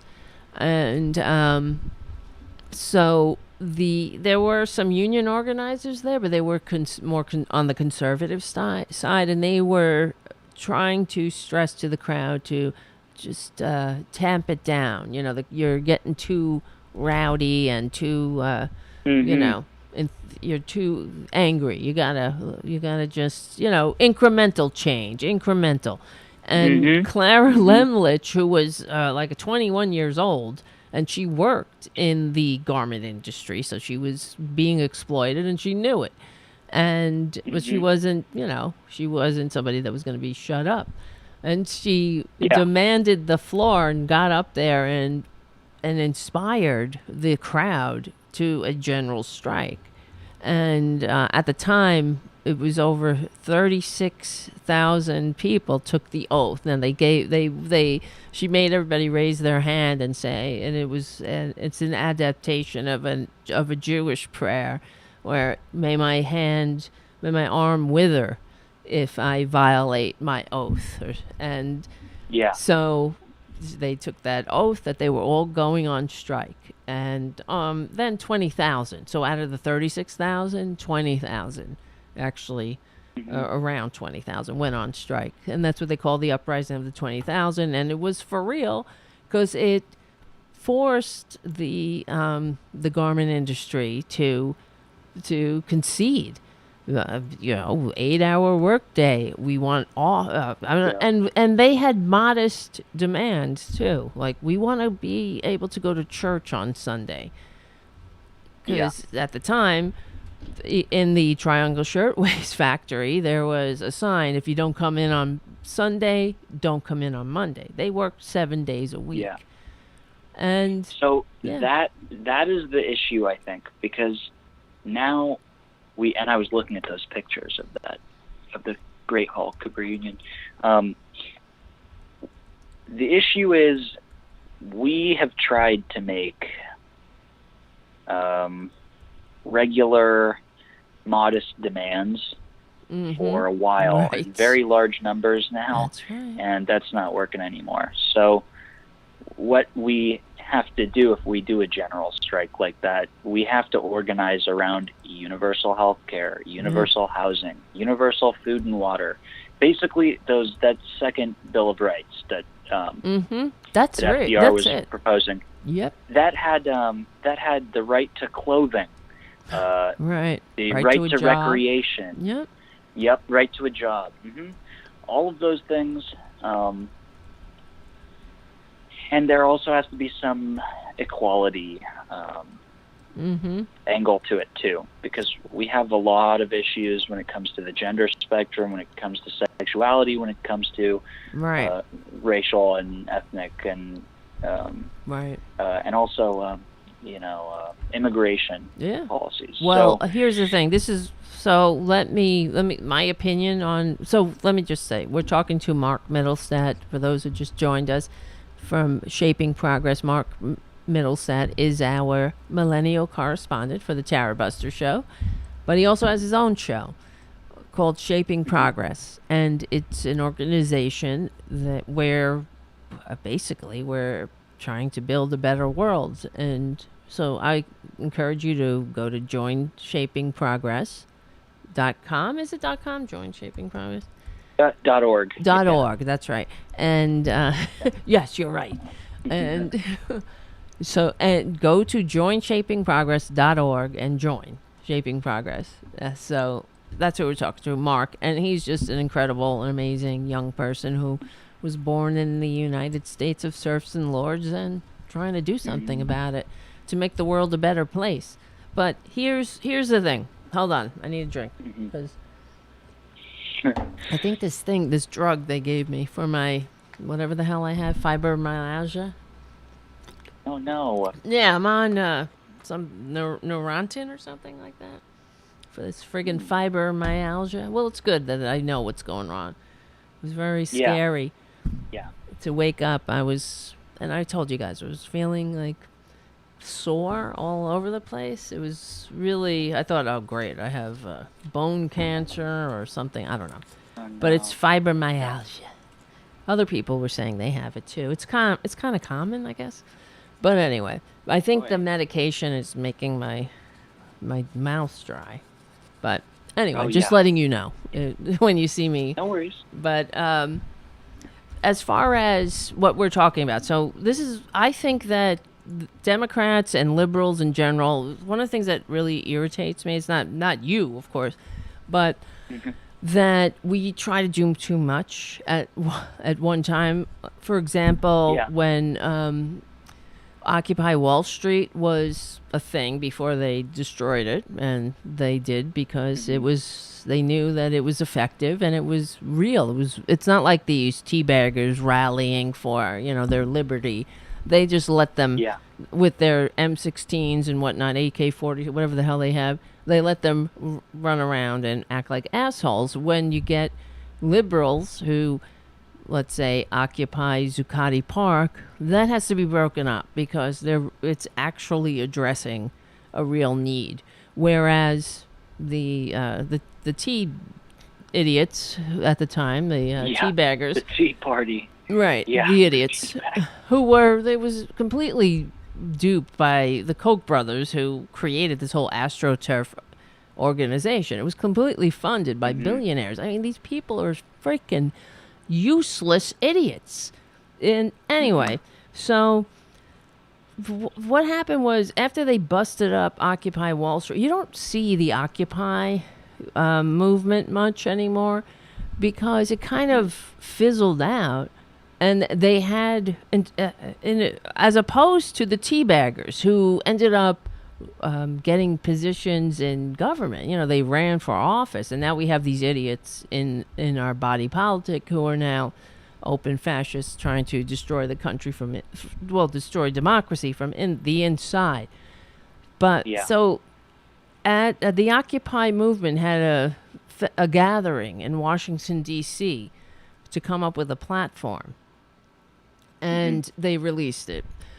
At the time, I remember I wrote an article for it, and it ended up on Daily Kos and other places. And it was about something like Occupy I don't remember the exact name. It was like Occupy something. The convention is really a gift for the elites because it was asking for everything under the sun. It was ridiculous.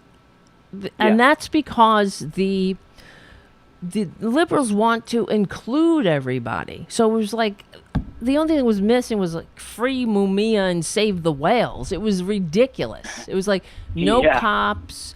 We want, no cops. Who the fuck would put that in there? But it was there. No cops. Okay. Like this is going somewhere. And it was just a laundry list the other of problems. Mm-hmm. Right. Fixing the other problem without doing that, it doesn't work at all. And I was like, and it drove me crazy because I knew right then that it was done. And the elites, the opposition, they're laughing all the way to the bank about it. Because what has to happen is we need to focus on one thing. Okay? Just maybe a couple of things that it's all related. But for example, now the voting rights, that has to be the one thing we have to focus on and get done, because without that we don't have anything. And at the time I was saying we should focus on getting money out of politics.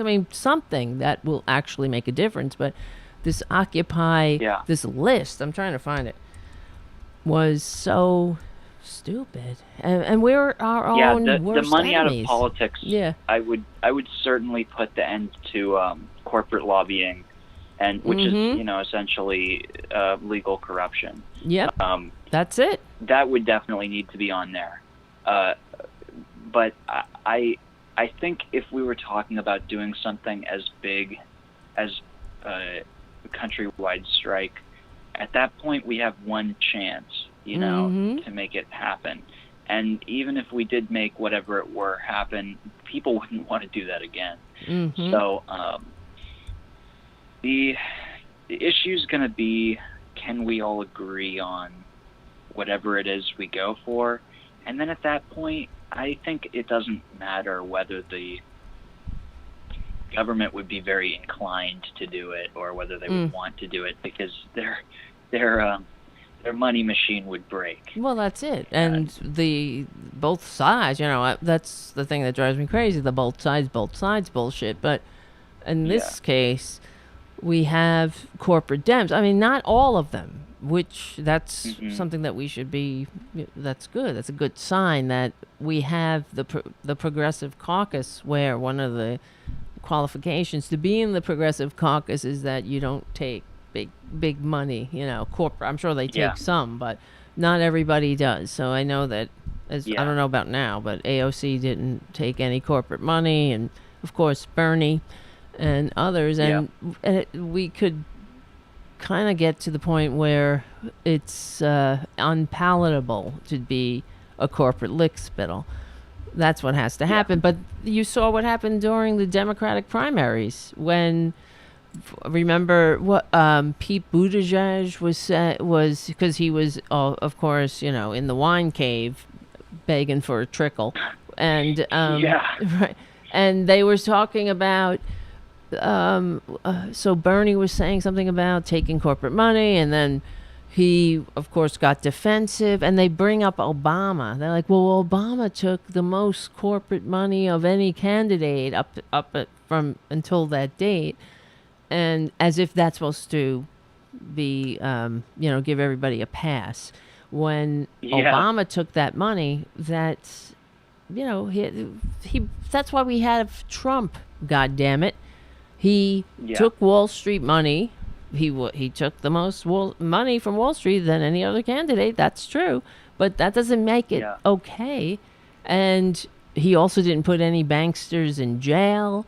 He bailed out the banks rather than the homeowners. That was Obama. Yeah. That was all Obama. Yeah. He could have done it. You talk about executive orders. He could have given we're asking Biden to cancel student debt. He could have done that with homeowners who are underwater.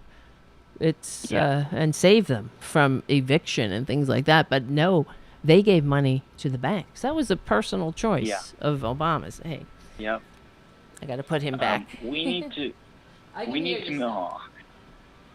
to move from wanting the end of these problems to demanding the end of these problems. Yes. Because otherwise, we're not gonna get across the necessity. And then maybe they'll have a feeling at that point, if we were to start having enough people really wake up and demand that kind of thing, then they would be, I'm sure, much more inclined to try and negotiate with us or have a conversation about it. Right. Well, that's because they realize the alternative is just well, okay, you don't want to do it that way, we're gonna move on without you. Yeah. So, well, that's what we saw with the Black Lives Matter movement. You saw what the hell did the Democrats do? They went and they took a knee and.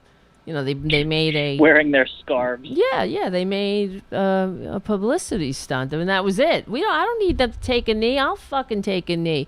You pass some legislation, I don't need to see you take a knee.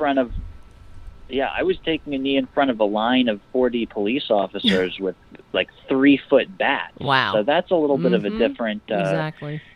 That's where maybe taking a knee might matter, because at that point, the only reason I cared to do that was because they were looking at me and thinking about why they were holding their bats, but wow, no one was looking at that Democratic display and thinking that at all. No, it was just kind of, all right, great, but you don't need to pander like that. I don't know what maybe other people feel about that. But triggering, I feel like. Yeah, I'm not sure. I can't imagine being a black person in this country and knowing that all of that was going on and everyone was reacting that way, and seeing Nancy Pelosi and Chuck Schumer do that bullshit. I know. Okay, that's great. We expect you to be on our side. That's why we vote for you. I don't need to see that. Do something constructive. It's so impotent, really. It's like showing us this is all you got. That's all you got? We don't need that. Yep. We need legislation. We need, to reform the police. That's what we were asking for at the time. Yeah. And nothing happened there either. I might have some confidence. Yeah.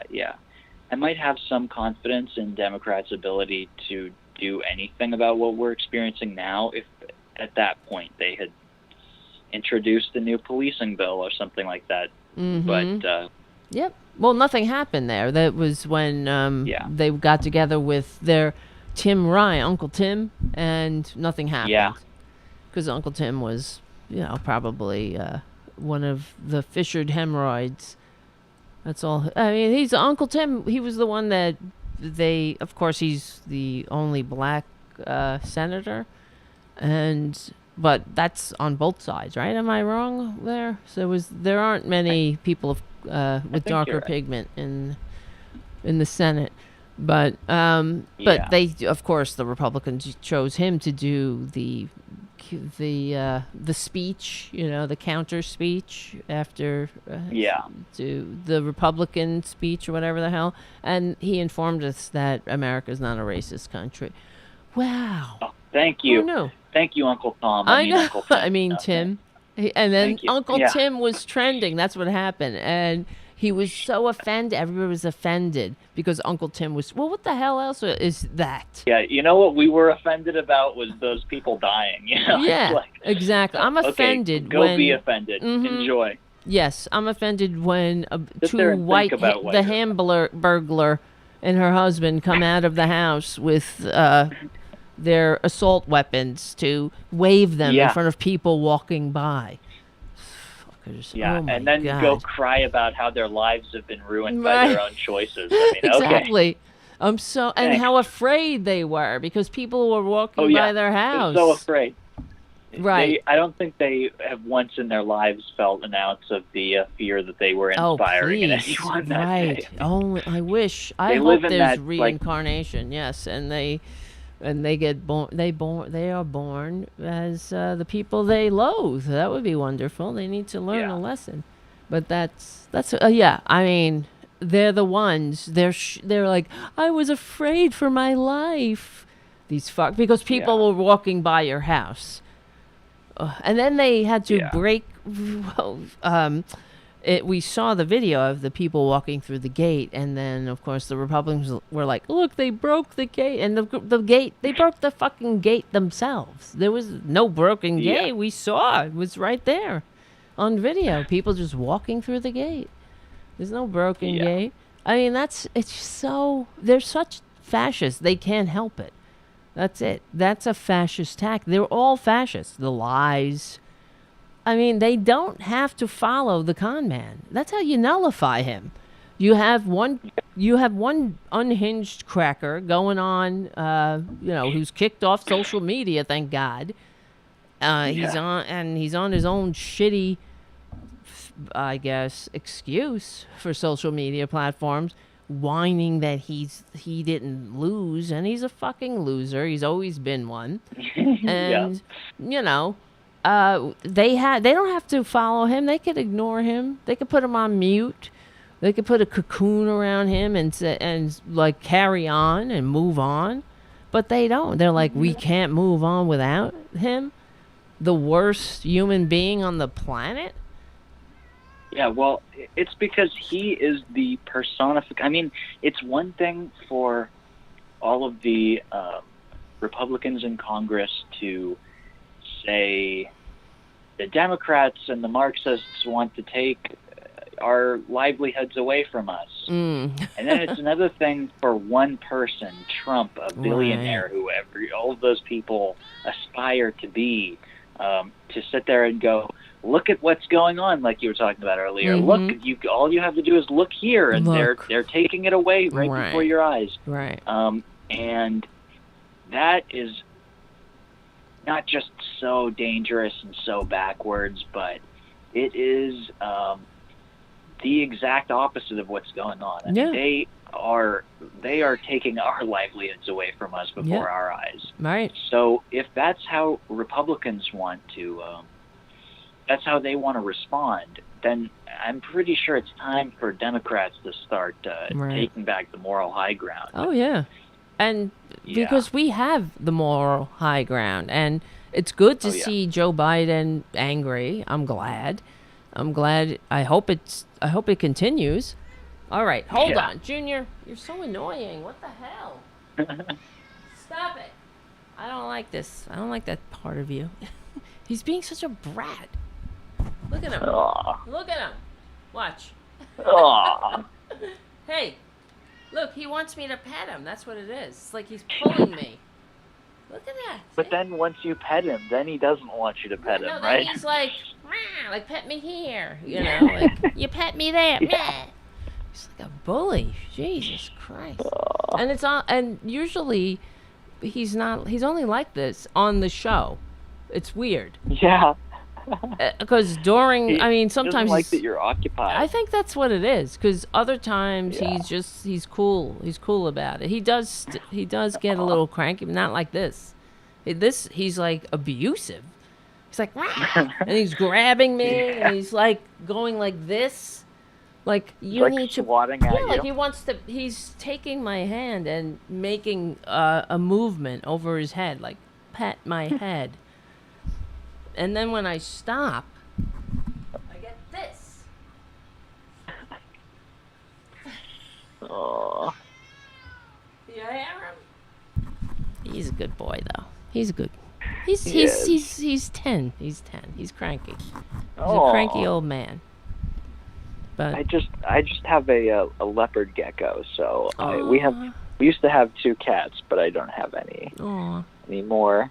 And he's just a little silent dinosaur. I know, right? He stares at me all the time. Yeah. Oh, I wonder what he thinks. That's what I always wonder. What are you thinking? Me too. I feel terrible about having him because, I got him from one of my friends who got him from Petco, so it's not like he really could have had any other life. Right. But yeah, exactly. He doesn't know. Exactly. That's why I feel bad for the community cats, but they make me sad, even though I help, I feed them and all that, but I work volunteer with New York City Feral Cat Initiative, and It's sad, but they don't know any other way. I'm sad for them. But I guess they're okay. I don't know. It is sad. But like my aunt has a turtle that she got from my cousins when they were little. Yeah, now it's big, but my aunt and I come from a family of animal lovers, and she really cares for the turtle, and it's, it runs, it has she'll bring it outside and put it in a little pen, and it'll run, and it enjoys being out. It's very cute, yeah. And it has its own little personality. Of course, its name is Shelly, Isn't that all? Shelly, many turtles are named Shelly. No, I'm sure. Shelly. I hadn't even thought of that. Yeah, a little cute Shelly. Anyway, back to business. What are we going to do? All right, well, we're talking to Mark Middlestadt from Shaping Progress, our Millennial correspondent. He was born in the United States of Serfs and Lords. I was born when Reaganomics was not born. When was I born? Well, it was the end of the New Deal, really. It was the end of the Great Prosperity, and which is sad, actually. And that's another thing. The American people, they don't even know. When I would say the Great Prosperity, that's a time in American history, that 40 years after World War II, when the American middle class was created. We didn't have a middle class before then. It was, and like FDR said, don't let anybody tell you that this is a mere turn of the cycle. We're on our way back because we planned it that way. So they planned it, and that's how exactly. And also, I have a feeling, and I've always had this feeling ever since I read the Communist Manifesto. I have a feeling that the reason that there are even three parties or three classes in the United States is so we can't just call them working class and ruling class, Right. Well, the poor are there to keep us kind of in line. So just the whole the fact that there's a classification called the working poor, and people are cool with that. Like they think that's the way, that's normal. Is also really destructive. All right, come on, you mother effer. I might have to put him in the room. Oh. Listen to him. Oh. Yeah. Hold on a second. Talk to them. I'm gonna put him in the bedroom. Oh. Well, it's nice to be with all of you. Let me see if I can check the chat. The issue is I can't turn off the. Thank you. Here we go. Oh my God. He was really getting. I mean, he just needs to relax. I think it is the fact that it's the show, and he's I don't know. He feels like he wants the attention. I don't know what it is. So he needs to just go chill out. He'll be fine. He's good. He's got food, water, the bed's there. He can look out on the skyline of New York City. Beautiful. Exactly. Anyway, all right. What he deserves. Right. And Thomas Garrett on the chat is saying fascists tried to overthrow FDR, and that's true. The American people don't know that history either. Who knows that? Do average Joe Americans know the business plot? No. They need to. They need to, though. And I mean, that's part of the problem. The American people have been, just basically propagandized. Anyway, let me play this thing. And if you can hear it, let me know. Hopefully you can. Otherwise, I don't think I could last time. You couldn't? I will. All right, it was very quiet. Oh, it's probably because you were hearing it through my headset. If that's the case. So let me see if it works. If it doesn't work, I'll play it later. This is... Oh, wait. Hold on. Not the right one. I wanted to play the video of him. The ones where he's responding to the trolls. Let's see. That's not it. I thought I had it open. Here we go. Wait. Yes. Billionaire defenders. Wait, you're not seeing it. Hold on.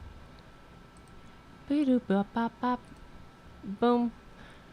Billionaire defenders are austerity enthusiasts, good old-fashioned trolls. A lot of people like to argue with me on Twitter. I took the time to respond to a few here, and here we go.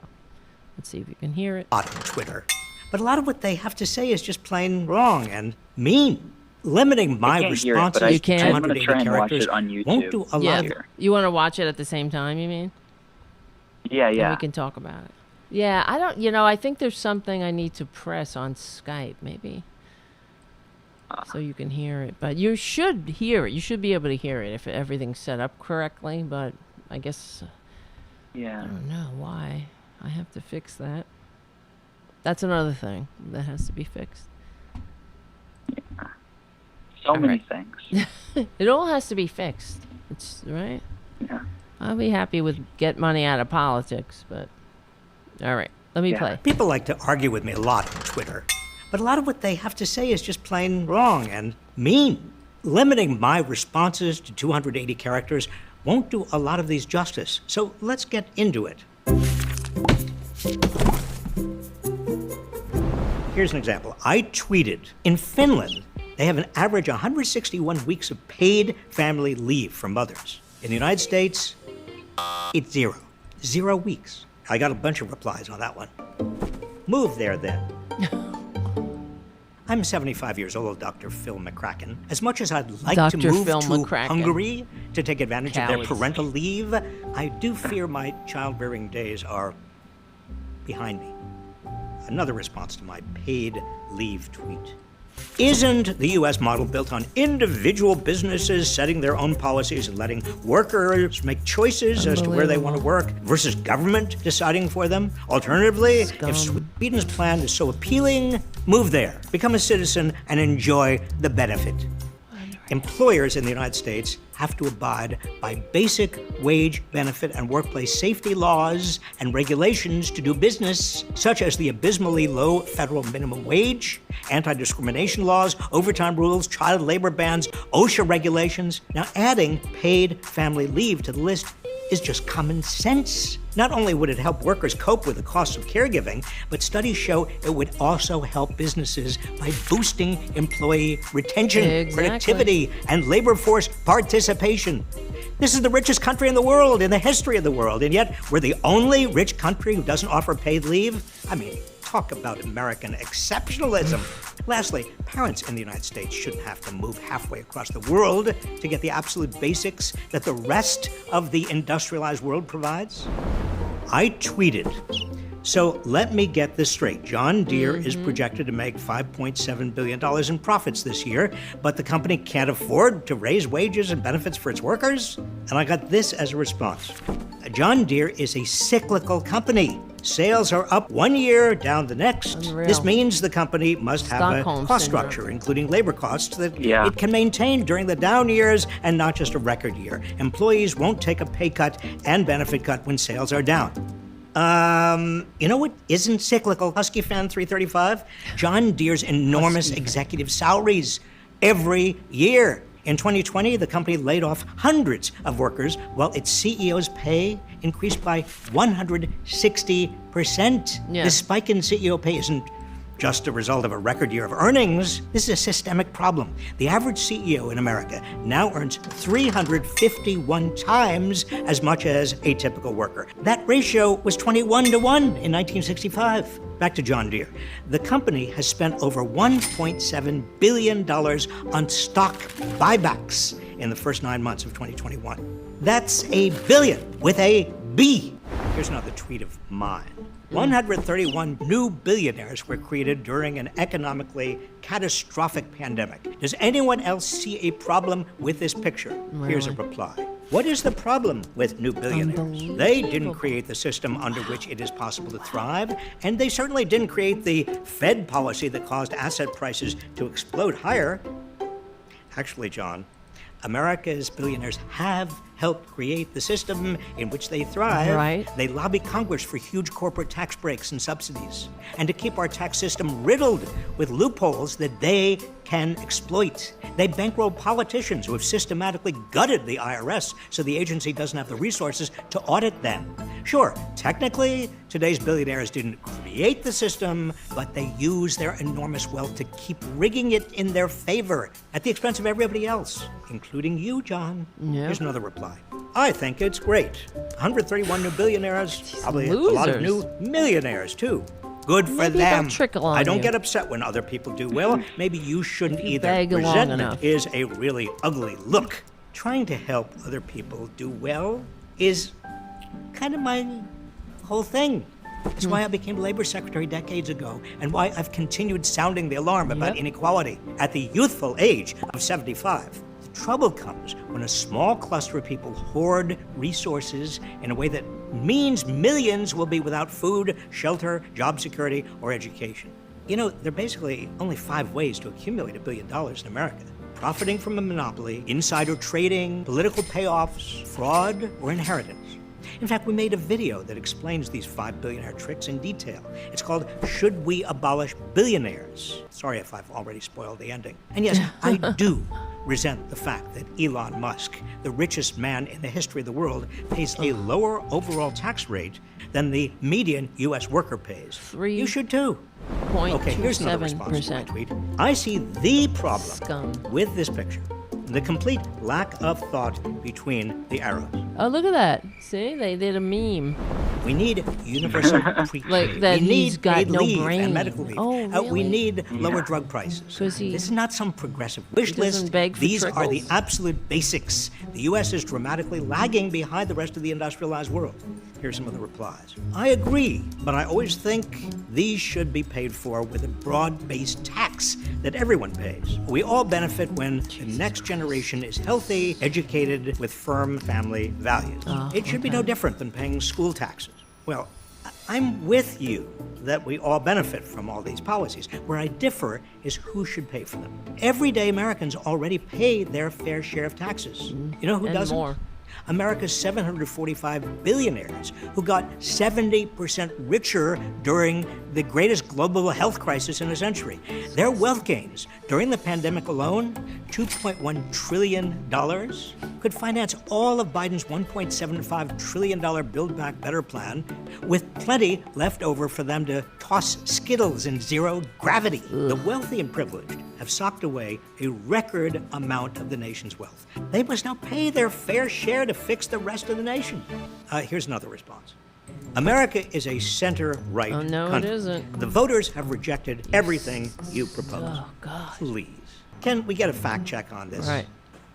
Thank you. 88% of Americans want to lower drug prices. 84% want to expand Medicare. And 73% support guaranteed paid family medical leave. Yeah, this is what I thought. Most of the public is with us on this. Don't let the corporate media fool you into thinking Democrats have gone too far to the left. The real problem is they've so far failed to deliver. Far too many of them are in the pockets of billionaires and corporations. Yep. These moneyed interests don't care about political affiliations. They only care about protecting their bottom lines. The real divide in America isn't right versus left. It's democracy versus oligarchy. That's it for this round of taking on your tweets. Please feel free to keep arguing with me on Twitter, RBReich. And you can also make my phone go bzz on Facebook, TikTok, Instagram, and YouTube with the same handle. Try to be nicer, though. He's 100% correct. But the thing is, it's the Stockholm syndrome of the people who are defending the system that's pretty pathetic. And I don't know what do you expect? How much longer should we beg for a trickle? This is why the people don't understand that the United States 40 years ago was the most upwardly mobile. Now it's the least.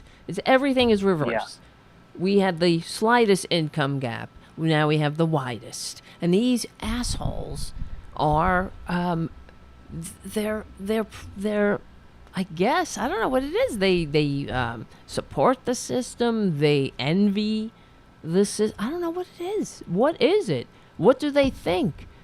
Even there was an article in the New York Times years ago about, it was during Obama, and it was about people who were on social assistance in general because of the Great Recession.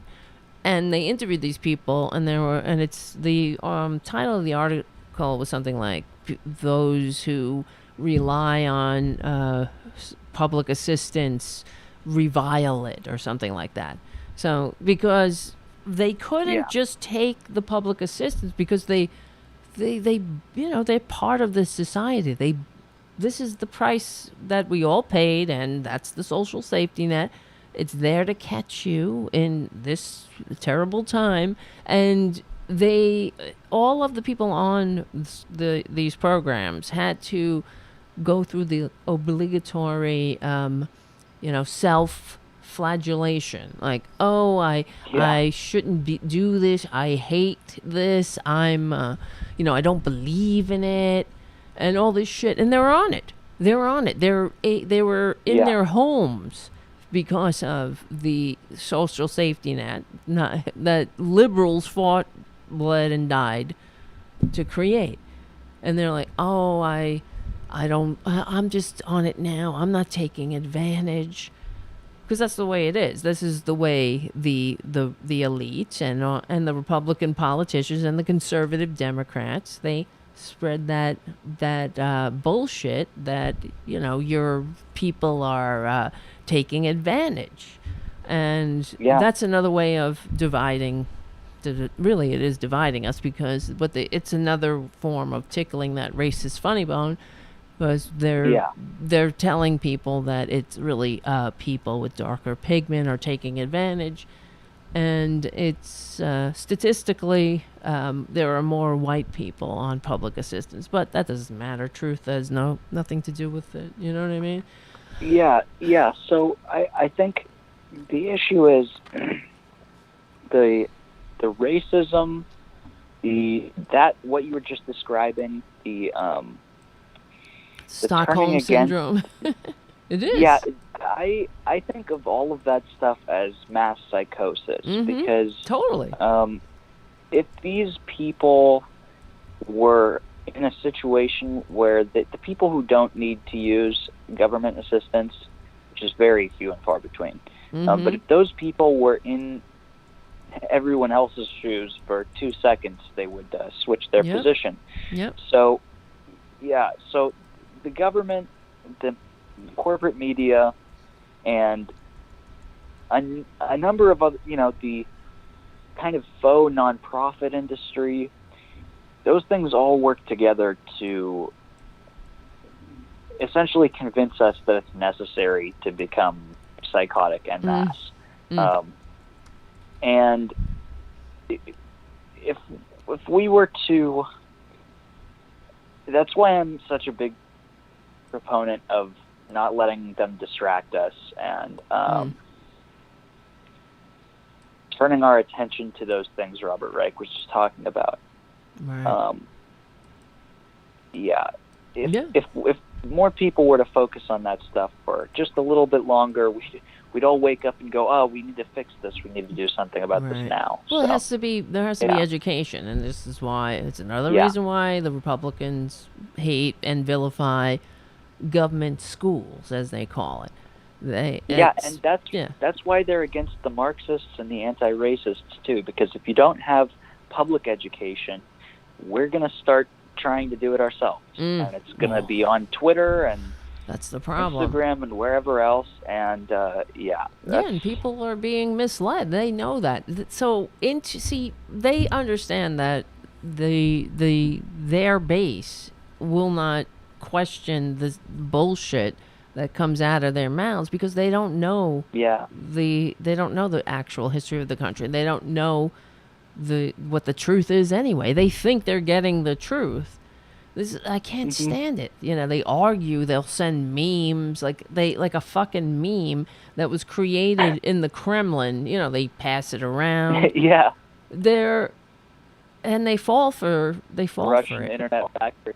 Yeah, it's unbelievable. But they could fall for it because they don't know the truth. They've been told bullshit. I mean, just like watch the Duggars. When the Duggars, the 19 kids and counting family was on, and they went to What they go to? They went to that Noah's Ark exhibit. It wasn't an exhibit to them. It's a museum, you know. And that's what they were saying. Well, they believe in all this bullshit. And I actually saw they had one of the, the daughters was having a conversation with her husband, and they were saying how she believed, she was arguing with him. He wasn't quite sure that whether the earth was 6,000 years old, and she was adamant, So he was like, I don't know.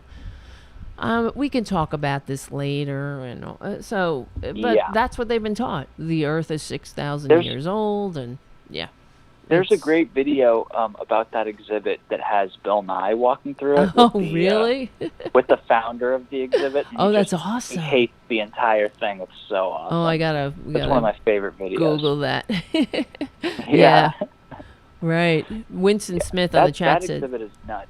What's that? Oh, yeah. I mean, let me say, it's just so that's another thing that got government money. We paid for that fucking thing. That Noah's Ark that turns us into stupids. Let the stupids go to the moon. You know what I mean? Like we would never accomplish anything in this country with them in charge. So.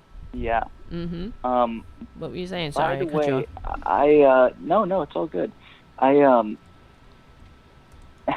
am a living example of the fact that people can be thoroughly brainwashed with that shit and come out the other side, and not only come out the other side, but advocate for the right things. Because I was in a private Christian school up until 8th grade. Oh, wow. So from kindergarten until 8th grade, I was hearing that the earth was 6,000 years old. Oh, wow. So your parents... Are they believe that, or or they just sent you because they thought it was a good school? Right. Yeah. It was. It was more of that. They used to be more religious than they are now, because now it's pretty hard to be that type of religious in Portland. Wow. But So they told you the Earth was 6,000 years old. Oh yeah, many times. Especially in 7th and 8th grade, they really wanted to hammer that one home. Why? To what purpose? And I mean, why? It's crazy. Why? It's nuts.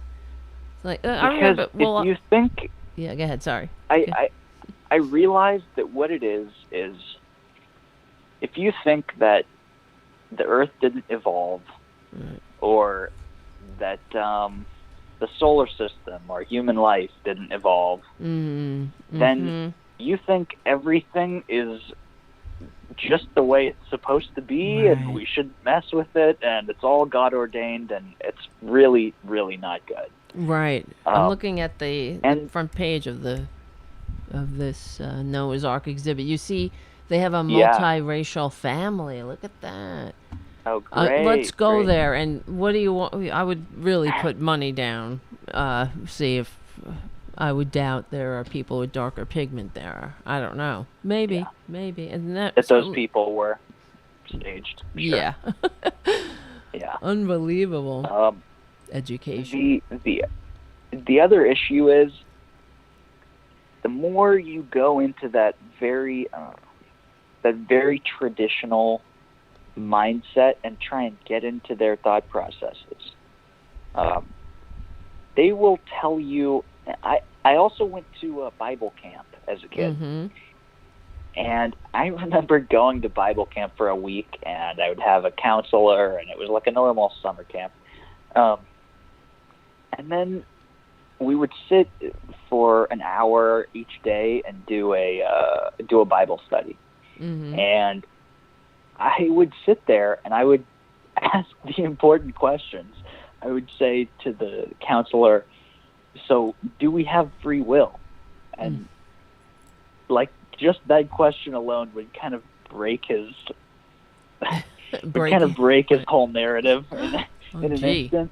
I was like the really troublemaker kid well, that whole you're time. asking questions. I mean, jeez. Yeah, and critical thinking doesn't really go hand in hand with that stuff. That's true. I remember I went to, because I had to do CCD, it was called, Catholic Instruction for being confirmed. And I had to, I went to this religious instruction every Saturday. I had to go, and then it was every Wednesday and Saturday after school, and then Saturdays. And I remember asking, when we were reading the Bible and reading the Old Testament, and they were talking about Noah, and they were saying that Noah was like 900 or 800 years old. That's what it says.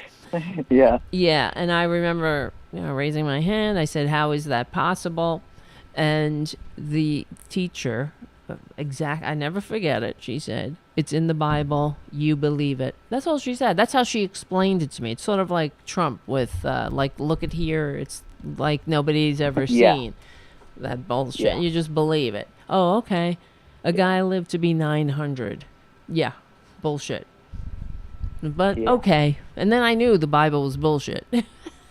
I was like, this is bullshit. It's bullshit. I believe it? Okay. Bullshit. And it's also great because once you start, free will do it, evolution will do it, Noah being 900 years old will do it, and the devil will do it too. Oh, yeah. Because, like, if you're God, why would you ever create like a devil? The devil. Plus, so if you start trying to get at what their specific definition of God is, which I learned to stop doing pretty quickly, I just learned there was no answer. They would try and tell you that he's supposed to be omnipresent and omniscient, but like Elf on a Shelf, apparently really. not. What? Yeah, exactly. But apparently not, because it's like, and you always hear that analogy about could God create a stone God couldn't lift? Right, exactly. That's the devil. The devil is the stone God lift, apparently. So the answer is obviously yes. But that kind of the way that they go about it, I have believed for 5 or 6 years that there's no God, and now it's only been in the last 6 to 8 months, I would say, where I've kind of gone back on that because what do you mean? I think there is a God, but not at all in the conventional sense that anyone would discuss it. Right. I hear you. Because if you try and imagine something that is omnipresent and omniscient, that's essentially the nature of reality, right? Right. Reality is like an auto-sorting matrix that we all communicate through. So, yeah. Well, yeah. I mean, that's not what they're talking about at all. So, right. No, they're talking about a man who is just a big giant version of themselves, who shares all their bigotries and is petty like them, and really isn't interested in making the world a better place. He just wants to know if you masturbate or not, or I mean, it's just bullshit. Like that's what really gets me. All the mysteries of the universe, and that's what you care about, right? Whether you touch yourself. It's ridiculous. Yeah, exactly. It's ridiculous. But I agree. Now, as far as believing in God, quote unquote, and I certainly have a sense of spirituality. That's I believe the human condition and why we're so effed up, really. I'll tell you what I believe.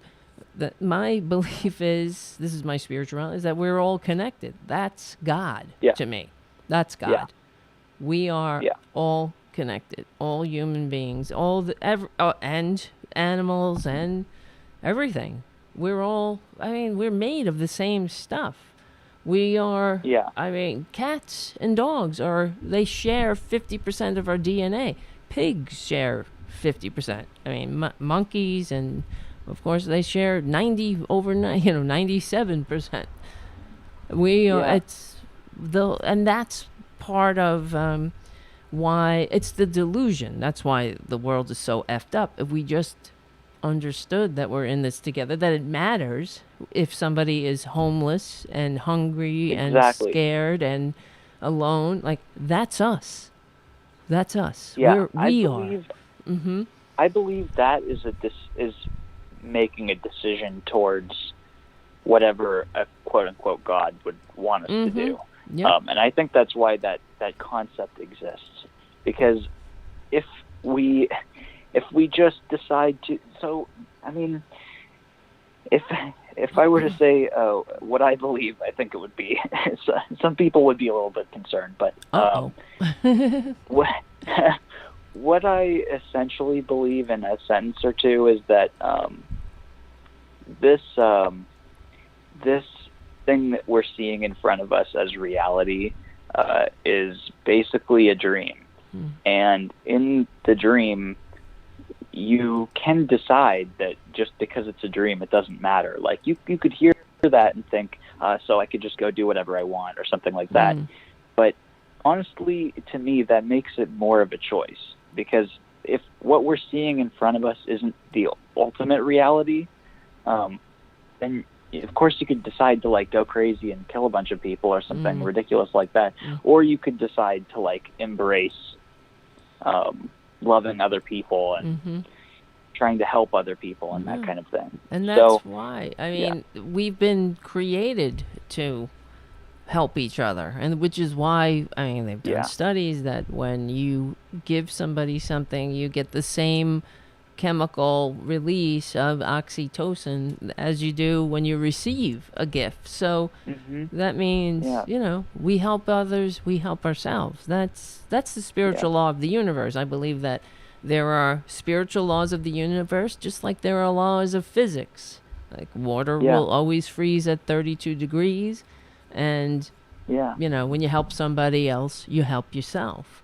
And that's why when we're feeling down, I know for myself, when I'm depressed or feeling down, helping somebody else is really the remedy. It helps. I mean, I used to go and volunteer at the Bowery Mission, and you know, you feel bad for yourself, and then you go help somebody. We would make food for people and serve food for people who had no homes. And, you know, that's the cure for depression right away, I'll tell you that. Yeah. So, and it's not just because you're thinking, well, which is, you know, you feel a sense of gratitude for what you have at the time, you know, but it's also because you're helping somebody, and it's how rewarding it is if seeing people get their lives together, and you know, and then they pass it on to somebody else. So that's how it works. And I think I've said this maybe once before on the show, but I am a firm believer that helping works in the same way that ideas work. And I think what I've said before is if you and I each have $1 and we each want to give each other $1, we just end up with $1 at the end of the day. But if you and I have an idea and I want to share my idea with you and you want to share your idea with me, then we both have 2 ideas at the end of the day. And so it's the same way. If I want to help you and you want to help me, we both end up twice as helped at the end of the day. True. And actually, that's the difference between what we physically see in front of us and what we're thinking, you know. Right. The thinking stuff transfers over a lot more. Yeah. And I was recently listening to some, I can't remember a podcast, but they were talking about a study that they did on babies or infants about fairness, and I've read numerous studies myself. I took psychology in college, so you know we had to read all of the studies of children and whatnot. But how around age 3, that's when children start sharing, where they understand that they have an innate sense of fairness, and they've done studies where they give they have an unlucky child and a lucky child. Okay, so the lucky child will get 3 things, and the unlucky child will get 1.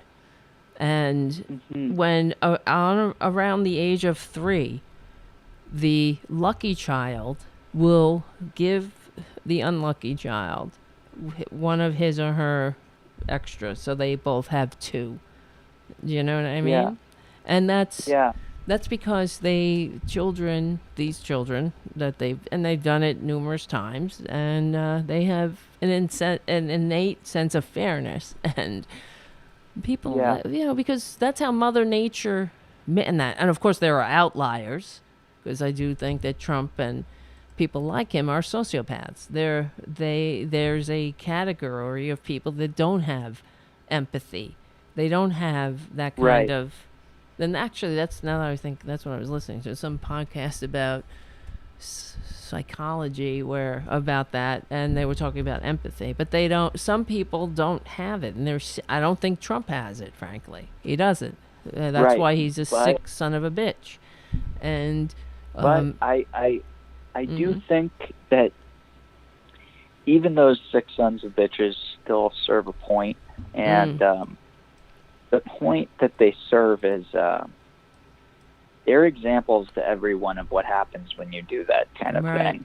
Right. And as much as these Republicans who defend them on Twitter act like they would like to be them, they would not. If they ever had to walk a second in Trump's shoes, they would go insane. Well, that's the they thing. They would want to leave it, you know. He's a miserable bastard. He hates himself. He knows he's a fraud. Yeah. He is terrified that we're all going to find out that he's a fraud. And I always say, well, it's too late. We already know. Like, stop stressing about it. We know you're a fraud. Most people, the decent people. But there are a lot of effed up people, and obviously. That's a good thing, because now the other thing is we're not just stopping with drawing the line at Trump. The truth is there are countless sick sons of bitches on both sides, and well, that's true. It's been because of Trump that everyone's able to acknowledge that.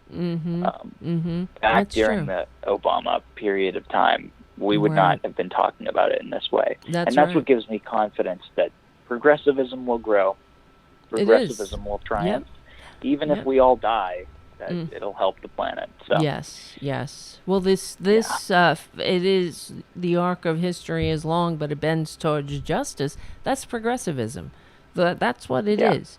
We're trying to make a better world, and it's, they always say, oh, well, that's what they always say, and we're not trying to turn, take over the means of production and take over industry. We're just trying to have a functioning democracy and an economically vibrant middle class that is economically vibrant enough to participate in that democracy. And that requires certain things. And that's what we're doing here. That's what you do on Shaping Progress, to get that, to educate people about the history of this country too, and what is democracy, what it requires.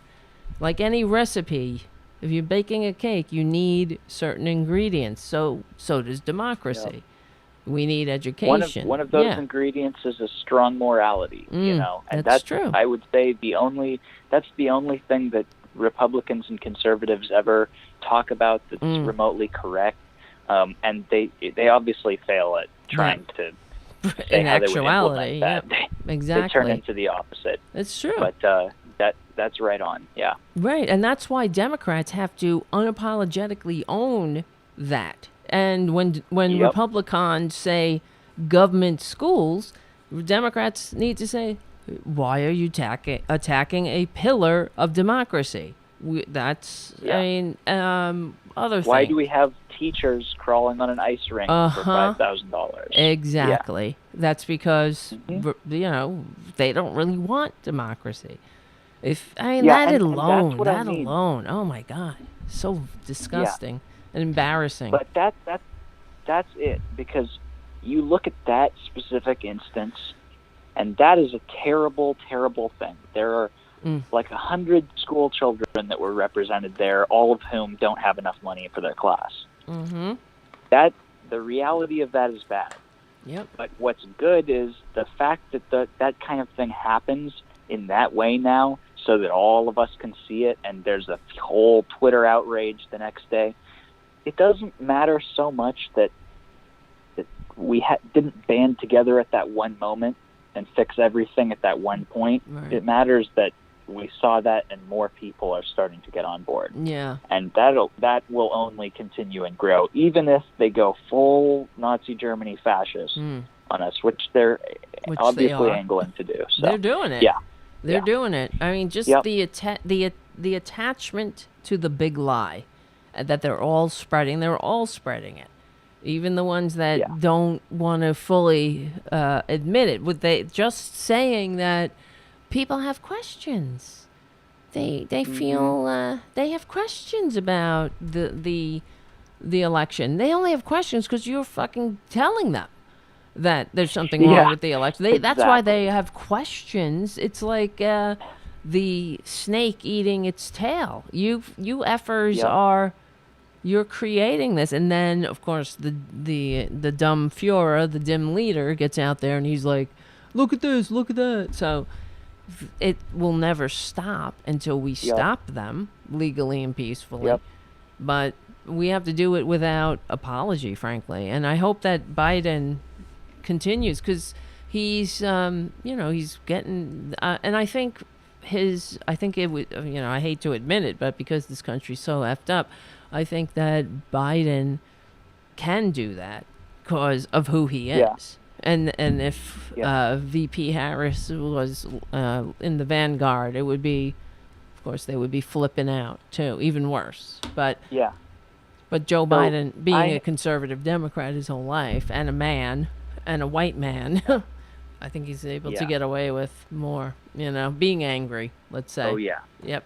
Mm-hmm. Oh yeah. Definitely. I have to go in a second, but the last thing I want to say is we have to do that strike I was talking about under Biden, because if we don't, we'll have Trump again, and that won't go anywhere. Then we'll have a standoff. It has to. We have to. I think that would be. I mean, I years ago I bought the domain General Strike USA, and I have it, and I keep renewing it, and I hope it. I have it for. You have it renewed? Yeah, it's mine. I bought it, and I keep it, and I want to use it for. I'll donate it to the people. When the time is right. That. Yeah, General Strike USA. I have that domain. That's awesome. For years I've had it. So just having it waiting for waiting for the moment. Yeah.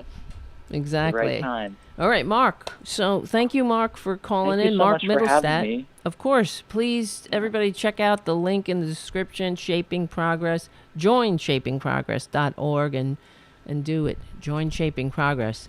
And we will work out the kinks with Mark with the audio. Don't worry. It'll happen. And everything. I mean, Mark's podcast is great. And it has an important voice that we all need to hear and spread wide. That's what she said, right? I mean, thank you. Spread them wide. No, I'm just kidding. I know when it's kind of, I don't know what else to say. It's kind of gross. But anyway. All right. Thank you, Mark. I'll talk to you later. All right. Thank you so much. Yeah. See you later, Tara. All right, hon. Bye-bye. Bye-bye. Mark Middlestadt, everybody. Isn't he amazing? I wish he was my son. He is my son, my spiritual son. And thank you, Richard W., for your super chat. Another great show, Tara.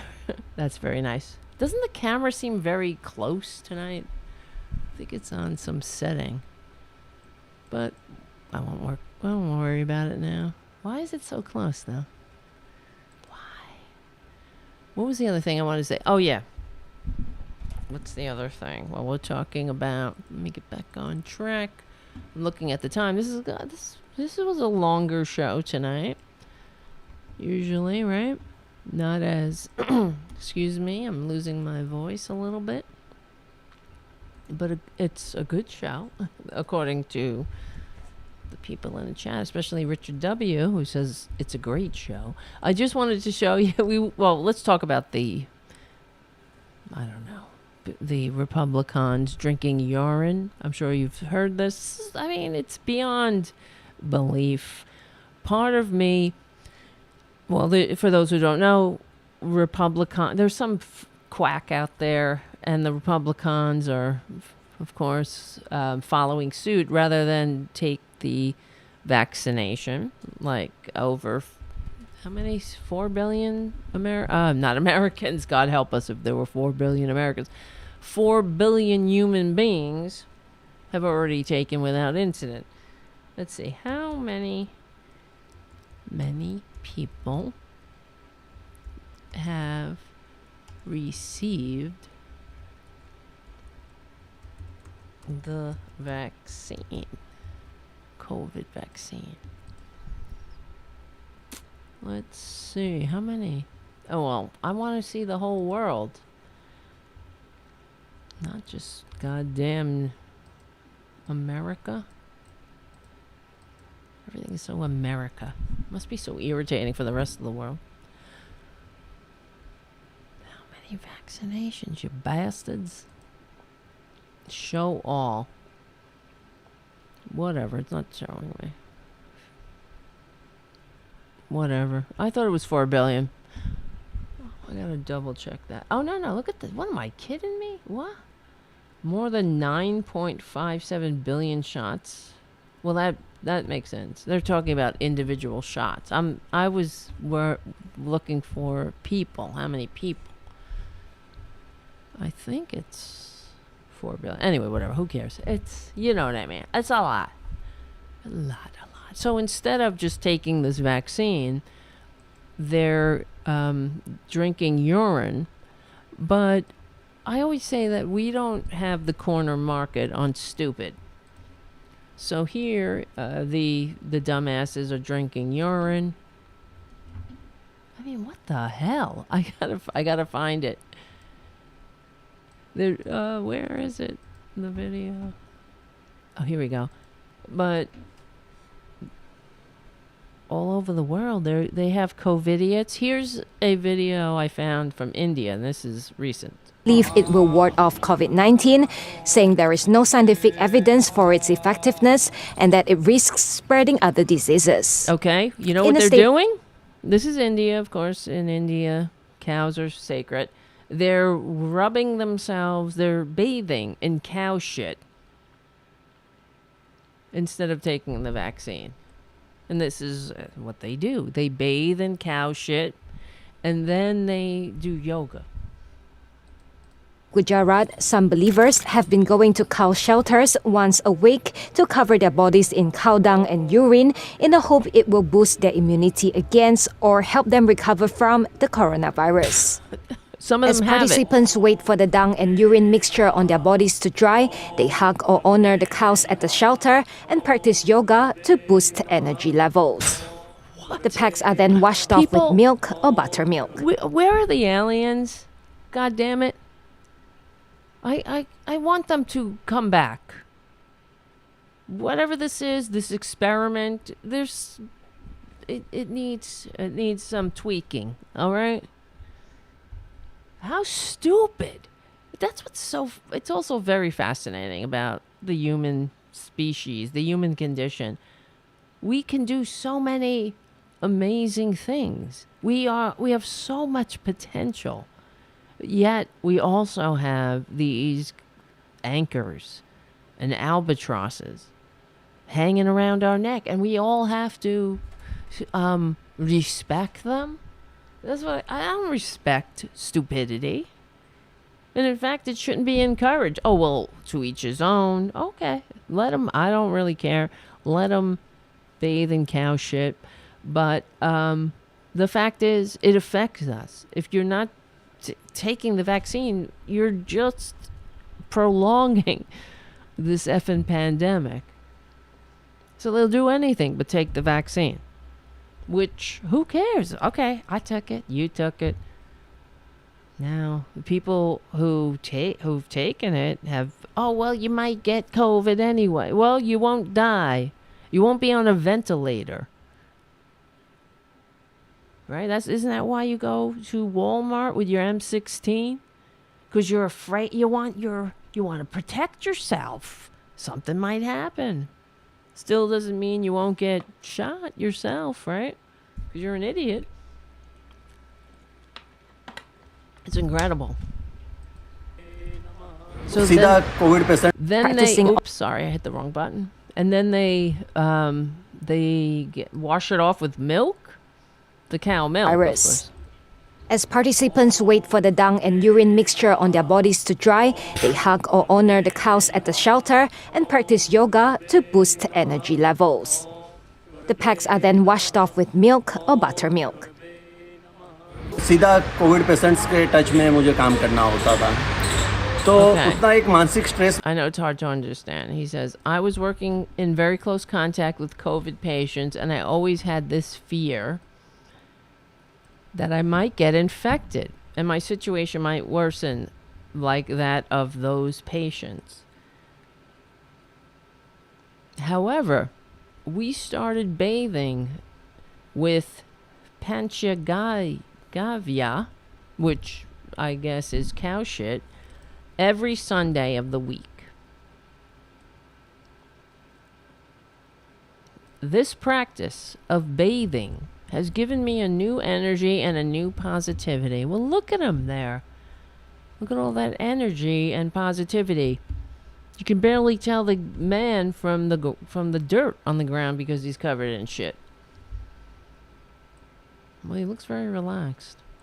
विश्वास का अनोखा संचार हुआ है जो कि मुझे किसी भी परिस्थिति का सामना करने से जरा भी Then he says, and now I do not shy away from facing any kind of situation. Well, I missed the first. Yeah, this practice of bathing has given me a new energy and positivity. And now I don't shy away from facing any kind of situation. And then they are hanging out with the cows. I mean, I would hang out with cows. I like cows. Oh, look at me. Look, I have a shirt that says, eat no cows. I don't eat any cows. I don't eat any animals. So I'd like to hang out with them. It's good. It's good for your soul. It's good for your stress, hanging out with animals. But, you know, you don't have to bathe in their shit. That's gross because that's waste. It's excrement. It's dirty. You get sick from it. And that's what the other people are saying. Like, these idiots they're not doing anything to stave off COVID, and they're opening themselves up to other diseases, which are carried in shit. Like E. coli. I mean, come on. You could really get sick from that. Bathing in shit. You gotta tell me that, of course, I'm sure it's going in their mouths. It's going in their eyes. They're literally covered in shit. All over. They're wiping it all over their bodies. Face. Everywhere. Not just their bodies. Their faces, too. क्योंकि मुझे किसी भी परिस्थिति का सामना करने से जरा भी संकोच. So it says, now I do not shy away from facing any kind of situation. Really? Look at him. He's covered in shit. He doesn't shy away from situations? Well, that might be because everybody's shying away from you. What would you do if a guy covered in shit came over to you? You'd be like, honey, you're covered in shit. Are you okay? Do you need an ambulance? Are you having a psychotic break? Doctors and scientists in India and across the world have repeatedly warned against practicing alternative treatments for COVID-19, saying they can lead to false sense of security and complicate health problems. Yep. As per the literature evidence available and the various studies conducted, and there is no scientific evidence to prove the cow dung can be used as a treatment or immunity booster against the corona infection, which is prevailing. People should also understand when using an excreta of an cow, which is being considered as a sacred animal, that is bound to increase some zoonotic or infectious disease more. The coronavirus pandemic has wrought devastation on India, with 22.66 million cases and over 246,000 deaths reported so far. Experts say actual numbers could be 5 to 10 times higher, and citizens across the country are struggling to find hospital beds, oxygen, or medicines, leaving many to die for lack of treatment. Incredible.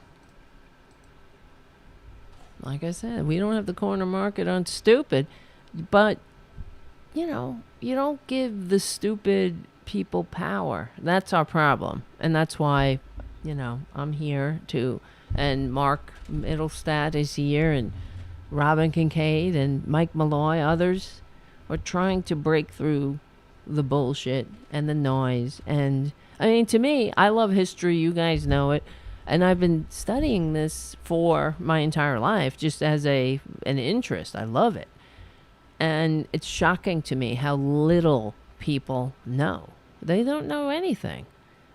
These idiots waving their friggin' guns in the air. They don't understand that this thing is not, you know, the founders didn't fight a revolution to escape an intergenerational aristocracy, to rebuild one here. Yeah. But, yeah, as long as they could say the N-word, right? They think they're free. So, one last thing. I mean, I have so many things to say, too. But, you know, we have other shows to do. And, let me see. Yeah, anti-vax leader. Hold on.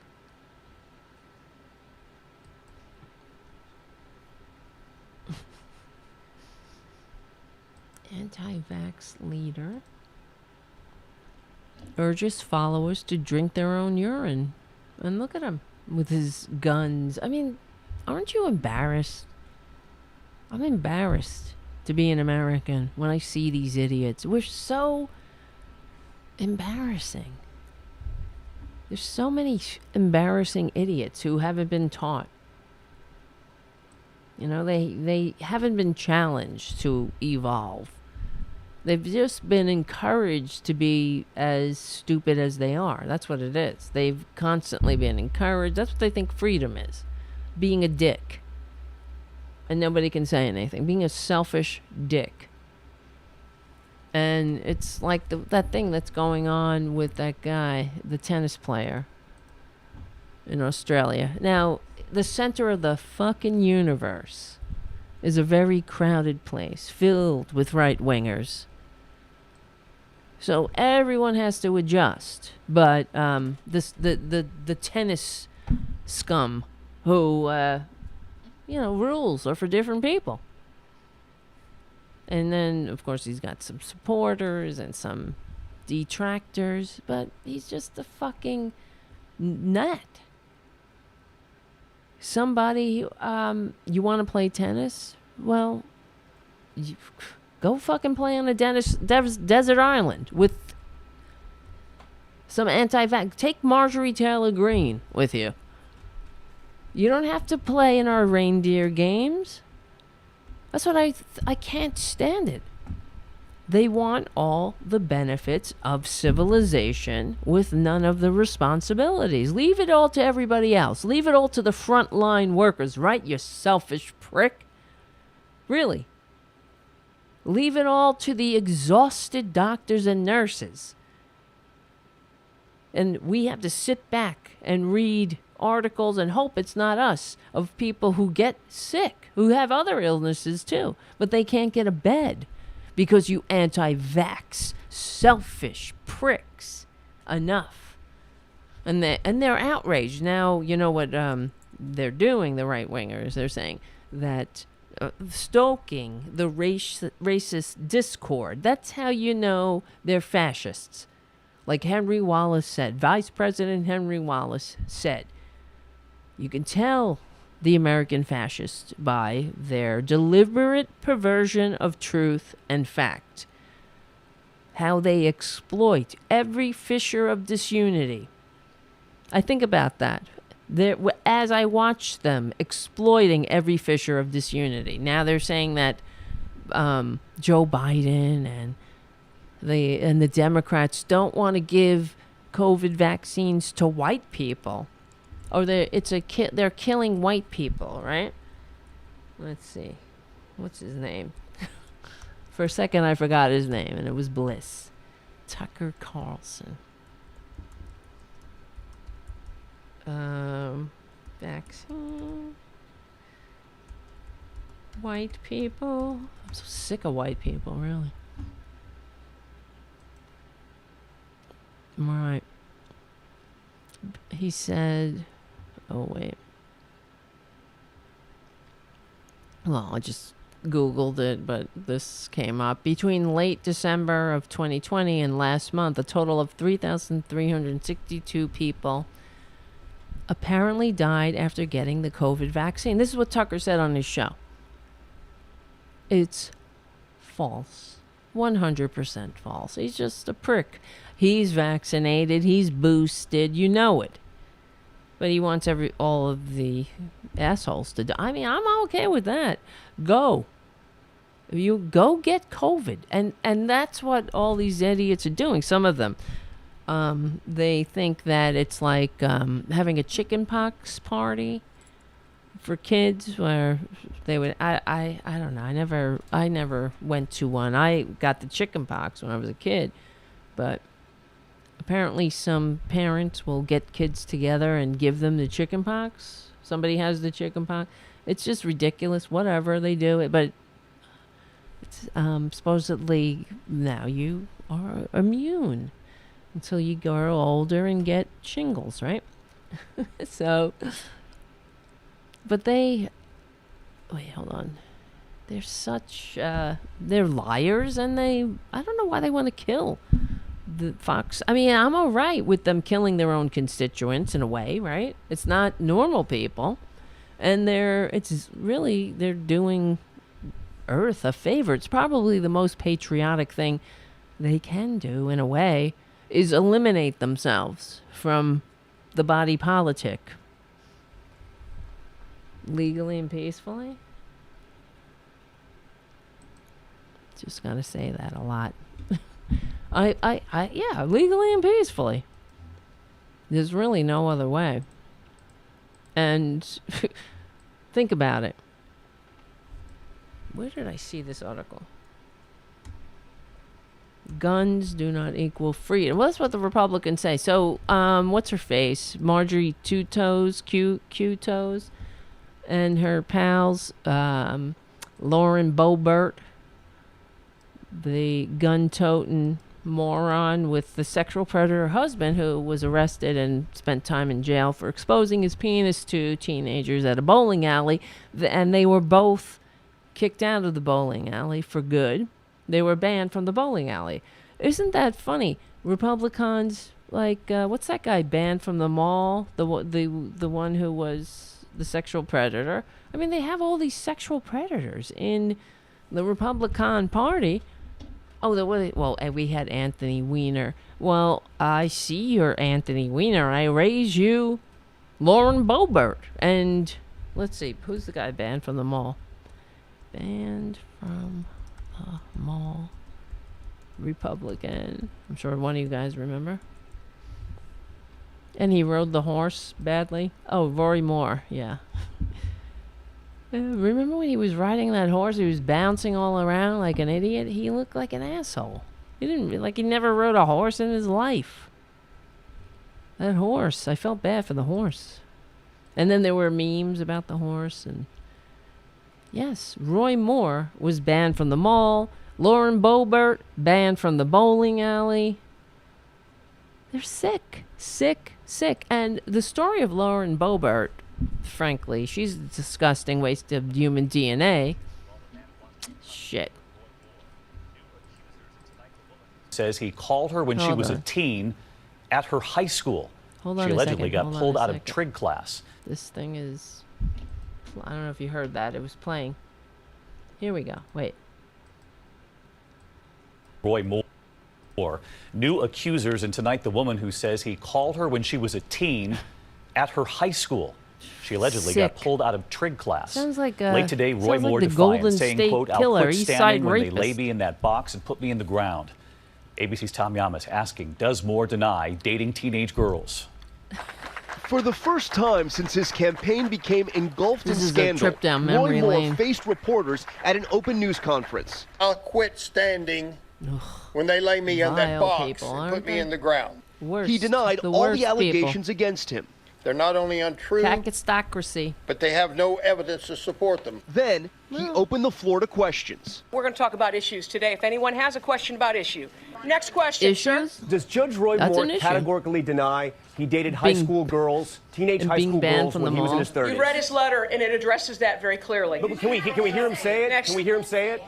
My question ending the news conference. No, we Moore can't. and his wife You know, Kayla fake news, walking fake out, news. so we followed Fascism. them. Gotta get rid of that news. Moore staying silent, dodging questions by escaping into a kitchen. His allies outraged, lashing out at reporters. You are the fake line news from the swamp. Moore Oh, has lady. tried to push past the allegations, You need a but haircut. new ones pop up nearly every day. The latest from the Washington Post. Gina Richardson says she was a teenage girl, around 18 years old, when Roy Moore approached her at the local mall where she was working. She says he introduced himself, asked where she went to school, and asked for her phone number. No, she says she told him, my dad is so strict. A few days later, Richardson says she was sitting in trigonometry class when she was called to the principal's office. She tells the Post she was startled and thought maybe her dad was calling. Wow. Instead, she says, It's the man Roy on the Moore. phone was Roy Moore. He said, what are you doing? I said, I'm in trig class. Richardson says Moore asked her out, but she told him she couldn't talk. A few days later, at the mall, she says he asked her out again, and that night they went to the movies. After, Richardson says Moore went to the offered her a ride, movies. and in his car gave her what she calls a forceful kiss. I'd never been kissed like that, she says. And the minute that happened, I got scared. And so I said, I've got to go because my curfew is now. Richardson says that's the last time she spoke to Roy Moore. And tonight, the Alabama Republican Party sticking with him. And then from the White House, our Cecilia Vega in the briefing room. Does the president believe Roy Moore's accusers, and does he think Roy Moore should drop out of this race? Look, the president believes Memory that lane. these Gross. allegations are very troubling and should be My taken eyes seriously, are and he thinks that the going people in of all Alabama should make the directions. decision on I who don't their know next what to senator say should be. about it because All right, Tom, with us it's live fake tonight in news. Birmingham. And You look at heard my what eyes. the White House Google. told Cecilia Googly today. The president eyes. believes this is up to the voters there in Alabama. He's not calling on Jesus Roy Moore to saves. drop out.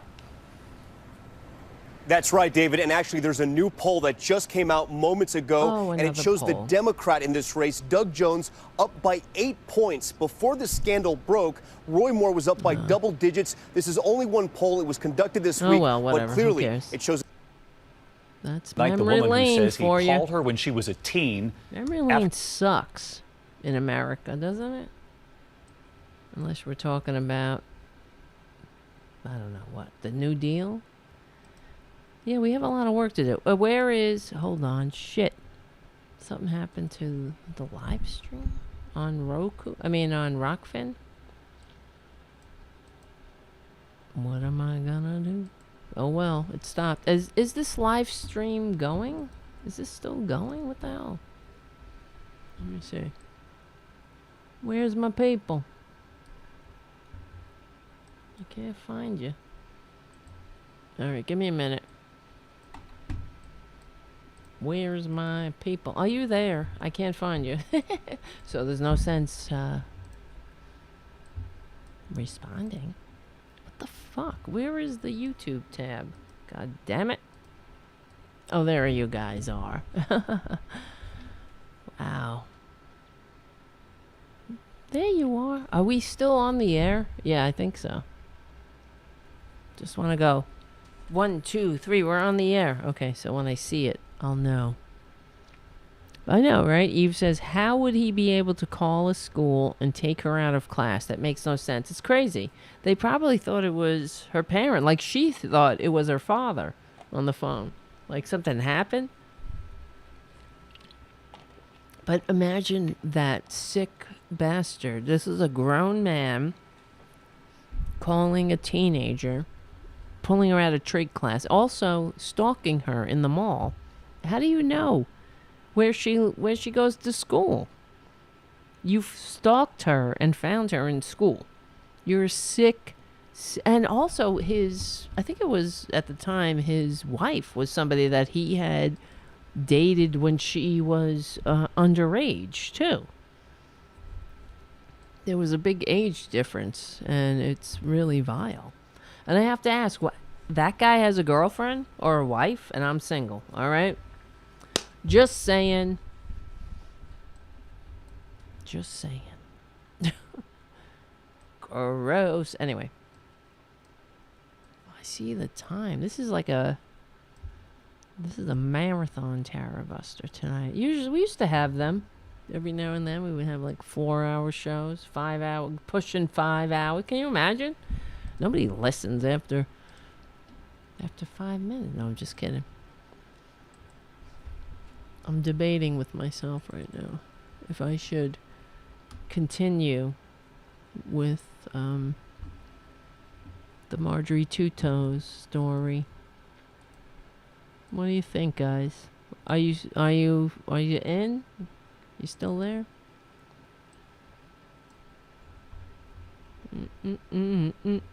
All right, whatever. All right, let me see. Here we go. Where is it? Oh, wow. It's like I'm looking at these headlines. Lauren Boebert, Marjorie Taylor Green, Madison Cawthorn, Matt Gaetz, and Paul Gosar are a sick, stupid GOP squad. Yeah, this is an article from the Daily Beast saying the GOP has its own squad of stupid sycophants and sickos. But you see what the Republicans do. They have to vilify, the squad. And notice who they are in the squad. They're women, right? It's women. Some have darker pigment. I mean, they're multicultural. That's very, offensive to Republicans. They don't like that. They're easily triggered, and they're triggered because they know that soon the demographics of America are changing, and soon this will be a minority nation, and I can't wait, frankly. I can't fucking wait. I'm like, please, I want to live to see this. I want to live to see the restoration of democracy.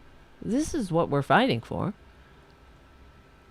I hope that Joe Biden is up for it. It seems to be. The thing that concerns me is this, what about, what's his face? Merrick Garland. Merrick the Meek. Give me a break. I don't want to hear a lecture about how the wheels of justice turn slowly. After watching Moscow Mitch McConnell shove Amy Coney Bitch Barrett on the Supreme Court before Ruth Bader Ginsburg's body was even cold and in the ground. I don't want to hear this shit. The wheels of justice turn slowly. Send the sergeant of arms to arrest Steve Bannon. Fuck that shit. What would Mitch McConnell do? Oh, would he violate norms? Oh, the sergeant of arms hasn't been whatever since when and whatever. I don't care. Why is Steve Bannon still out there spreading the big lie? He's in active defiance of Congress, and that's an active defiance of us, of democracy, of the American people. He's saying, fuck you, American people. Fuck you, democracy. Excuse my language, YouTube. And he's really, he's saying F you, just like Hitler did, don't be confused. This is a fascist coup, and they're following the Nazi playbook. And the Nazi playbook specifically says, never say sorry, never concede, never back down. If your opponent accuses you of being an anti-democratic fascist, you accuse them of the same. This is a tactic right out of Joseph Goebbels. Absolutely.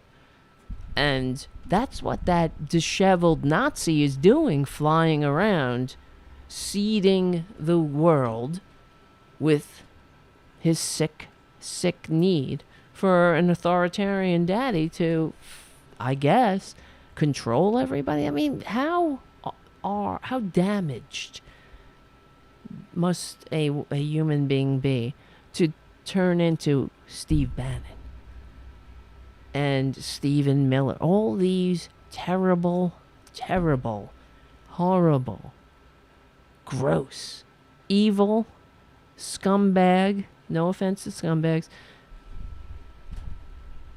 horrible, I don't even want to call them people, but they are the worst people, the worst.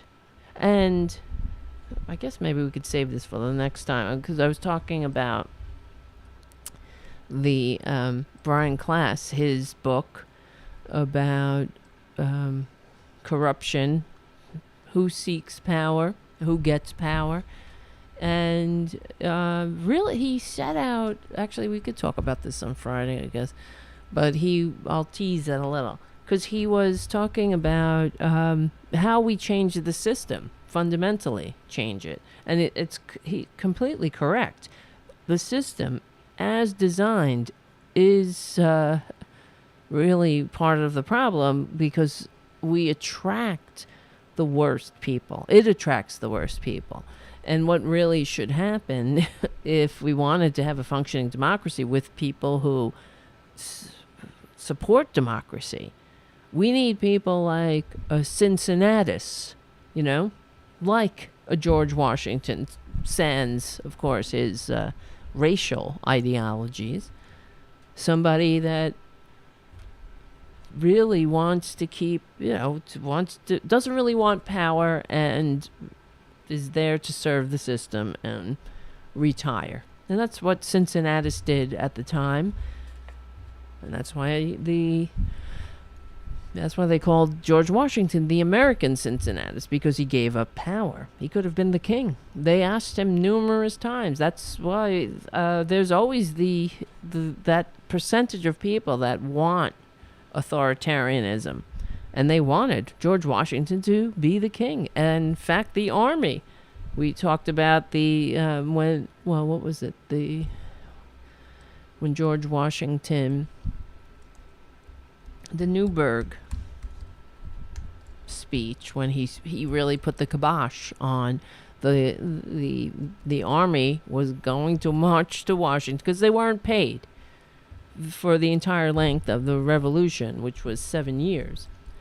And wait, hold on.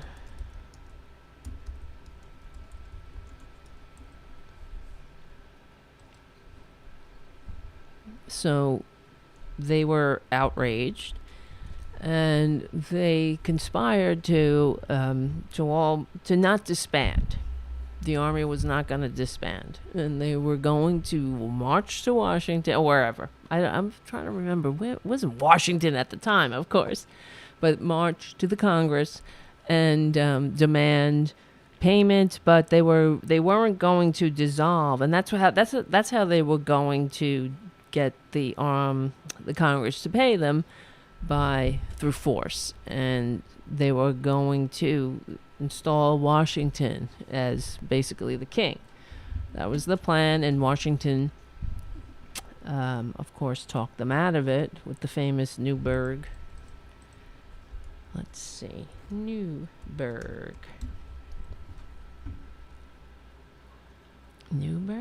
Conspiracy? Is that it? Am I saying it right?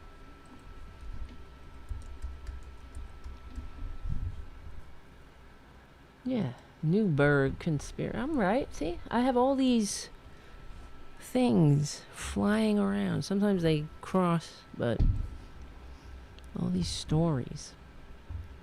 The Newburgh Conspiracy was a plan by the Continental Army officers to challenge the authority of the Confederation Congress, arising from their frustration with the Congress's long-standing inability to meet its financial obligations to the military. By early 1783, widespread unrest had created an atmosphere of mutiny. In the end, however, George Washington diffused the situation with an eloquent personal plea to his officers to remain loyal to Congress.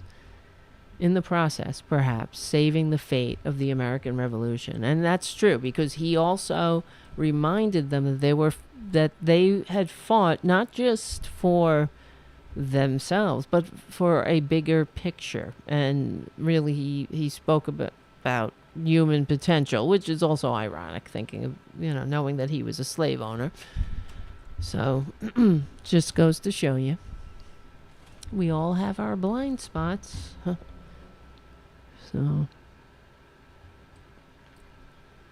yes, George Washington was having farm financial problems. That may be the real reason he left the presidency. He was, yes, I mean, he had these problems before the revolution, too, because of the way that the system was set up with the British. It was really, they were always kind of in debt. The way it was, because of the laws, he had to buy, he was trying to, whatever he was farming, he had to get from the English, and they had, of course, heavy taxes on it, and no matter what he did, he was always in debt. And he had to write letters to people and beg them to please understand that, the crops didn't whatever this year, and it was a frustration, because he knew he would never get out of debt. And it was part of why, and the other thing was that then the king passed a law that something about the land where no British American could buy land in the West. And as the Americas as the colonists were settling and expanding, a lot of the colonists were buying land in this uncharted territory to make their fortune or whatever. And then the king said no, because of a treaty with the French. So basically he had said, okay, this is where the British Americas end, and Washington had land in the uncharted territory, and where the king basically just nullified it. So there were many other things with George Washington, because initially, in fact, I wish because Washington was, he was trying to rise up in the British Army, and because he was American, he was discriminated against and often passed over for promotion. So that was part of his resentment that grew and grew, and he actually quit the army and went to farm. And then during the early part of when the Continental Congress were getting together to fight the taxes, no taxation without representation, when they were debating and deciding, what do we do? That's when George Washington put his army uniform back on and came to the meeting dressed in, I guess, what do? You dress for the job you want, not the job you have. So he showed up in his and of course he was very tall. First time, he was a striking image. Really, it's true when they say George Washington was the father of the country. He really was, because he was the one that kept the republic on track all through, constantly trying to shape this country, as a republic. So, a democratic republic. Okay. All right. So what was I saying? So, yeah, maybe we'll talk about what that article was that I was referring to, and also the book. We'll talk about it on Friday. because I think it's interesting that he discusses what the problem is, because the way it's set up, it attracts the worst people. The way our system of government is set up, you have to be, it's like a popularity contest. And it's not, and it's also because money and politics and all that, that's at a whole other level of corruption. So we're not getting the best people. We're getting the people who want to deal with that system, the system of corruption, because they love power. And some may want to serve, but the way that we get better people is that, you have to attract those people by, first of all, we would have to take money out of politics, and this is something he talks about. But he also talks about how in his, he's a college professor as well, and how when he grades papers, he can't, the way they do it is they do it double blind. So he doesn't know who's written the paper. And so you have a fairer assessment, because studies have shown that we all have our biases. And of course, for example, in a job, people who apply for a job, when they have the same, they've done studies of the same resumes, where one name, it might sound more like someone who is African American, darker pigment or whatever, and then they have somebody that sounds white, like John Smith, and then they'll have somebody else, Kamal Washington or something like that, and of course the white resume, if getting an offer, they get an offer for a higher salary. And it also extends to women and men. The women, same resume, will be offered lower salaries. It's just people. We all bring our baggage, and in this fucked up world. It's like the orchestra, what was it? The Philharmonic Orchestra. They would say, well, why don't you have any women in the orchestra? Well, they just don't play as well. Until they started having auditions behind a curtain, and things began to be a bit more equal. So we all bring our biases. And all right, guys, we'll talk about it more on Friday at the Tarabuster, on the regularly scheduled Tarabuster show. It was great hanging out with you all tonight, and I want to thank you for your super chats and all the patrons that are among the chatters at youtube.com/C for channel/Tarabuster. And thank you, Shadowstar Ace and Jim and River. And thank you, Matt and Errol and Richard W. for all your support and your super chats. And everyone in the chat room. Haiku, thank you so much for everything, for being the moderator and the voice of reason. Fair, but just. That's the way we do it. And thank you, Mark Middlestadt from Shaping Progress, for hanging out and talking. And everybody, go right now to joinshapingprogress.org to join. Sign up. Get involved. And listen to Mark's show. He's great. Mark is the future. I'm the past, the present, and whatever. I don't know how much future I got left, but we're working on it. So thank you, Stephanie and Richard W. and I don't know and Terry Taylor, Paradu, Zenny. Nice to see you all. Who else is here? I don't want to miss anybody. Eve, nice to see you. J. Elza J. and Thomas. Nice to see you. JD. Thanks for hanging out, guys. If I missed anybody, I apologize. And then all the others who aren't in the chat room but are listening, thanks so much. If you can, give the show a good review on iTunes. That helps. Remember to like and hit the notification bell so you know when we're hanging out.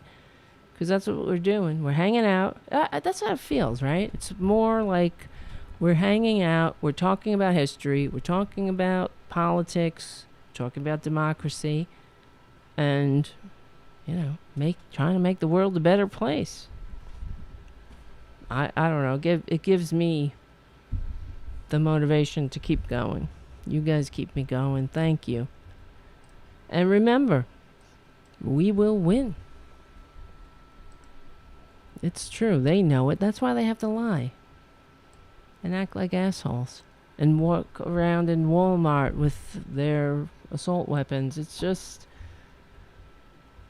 And shove their bullshit ideology down our throat with their fake-ass, illegitimate Supreme Court. Scumbags. No offense to scumbags. But we will win. We're on the right side of history. We're on the right side of decency, dignity, and democracy. And thank you, Shadow Star Ace. We stick together, we win. My name is Tara Devlin. Thanks so much for hanging out and keeping me motivated and going. And I will see you guys on Friday night.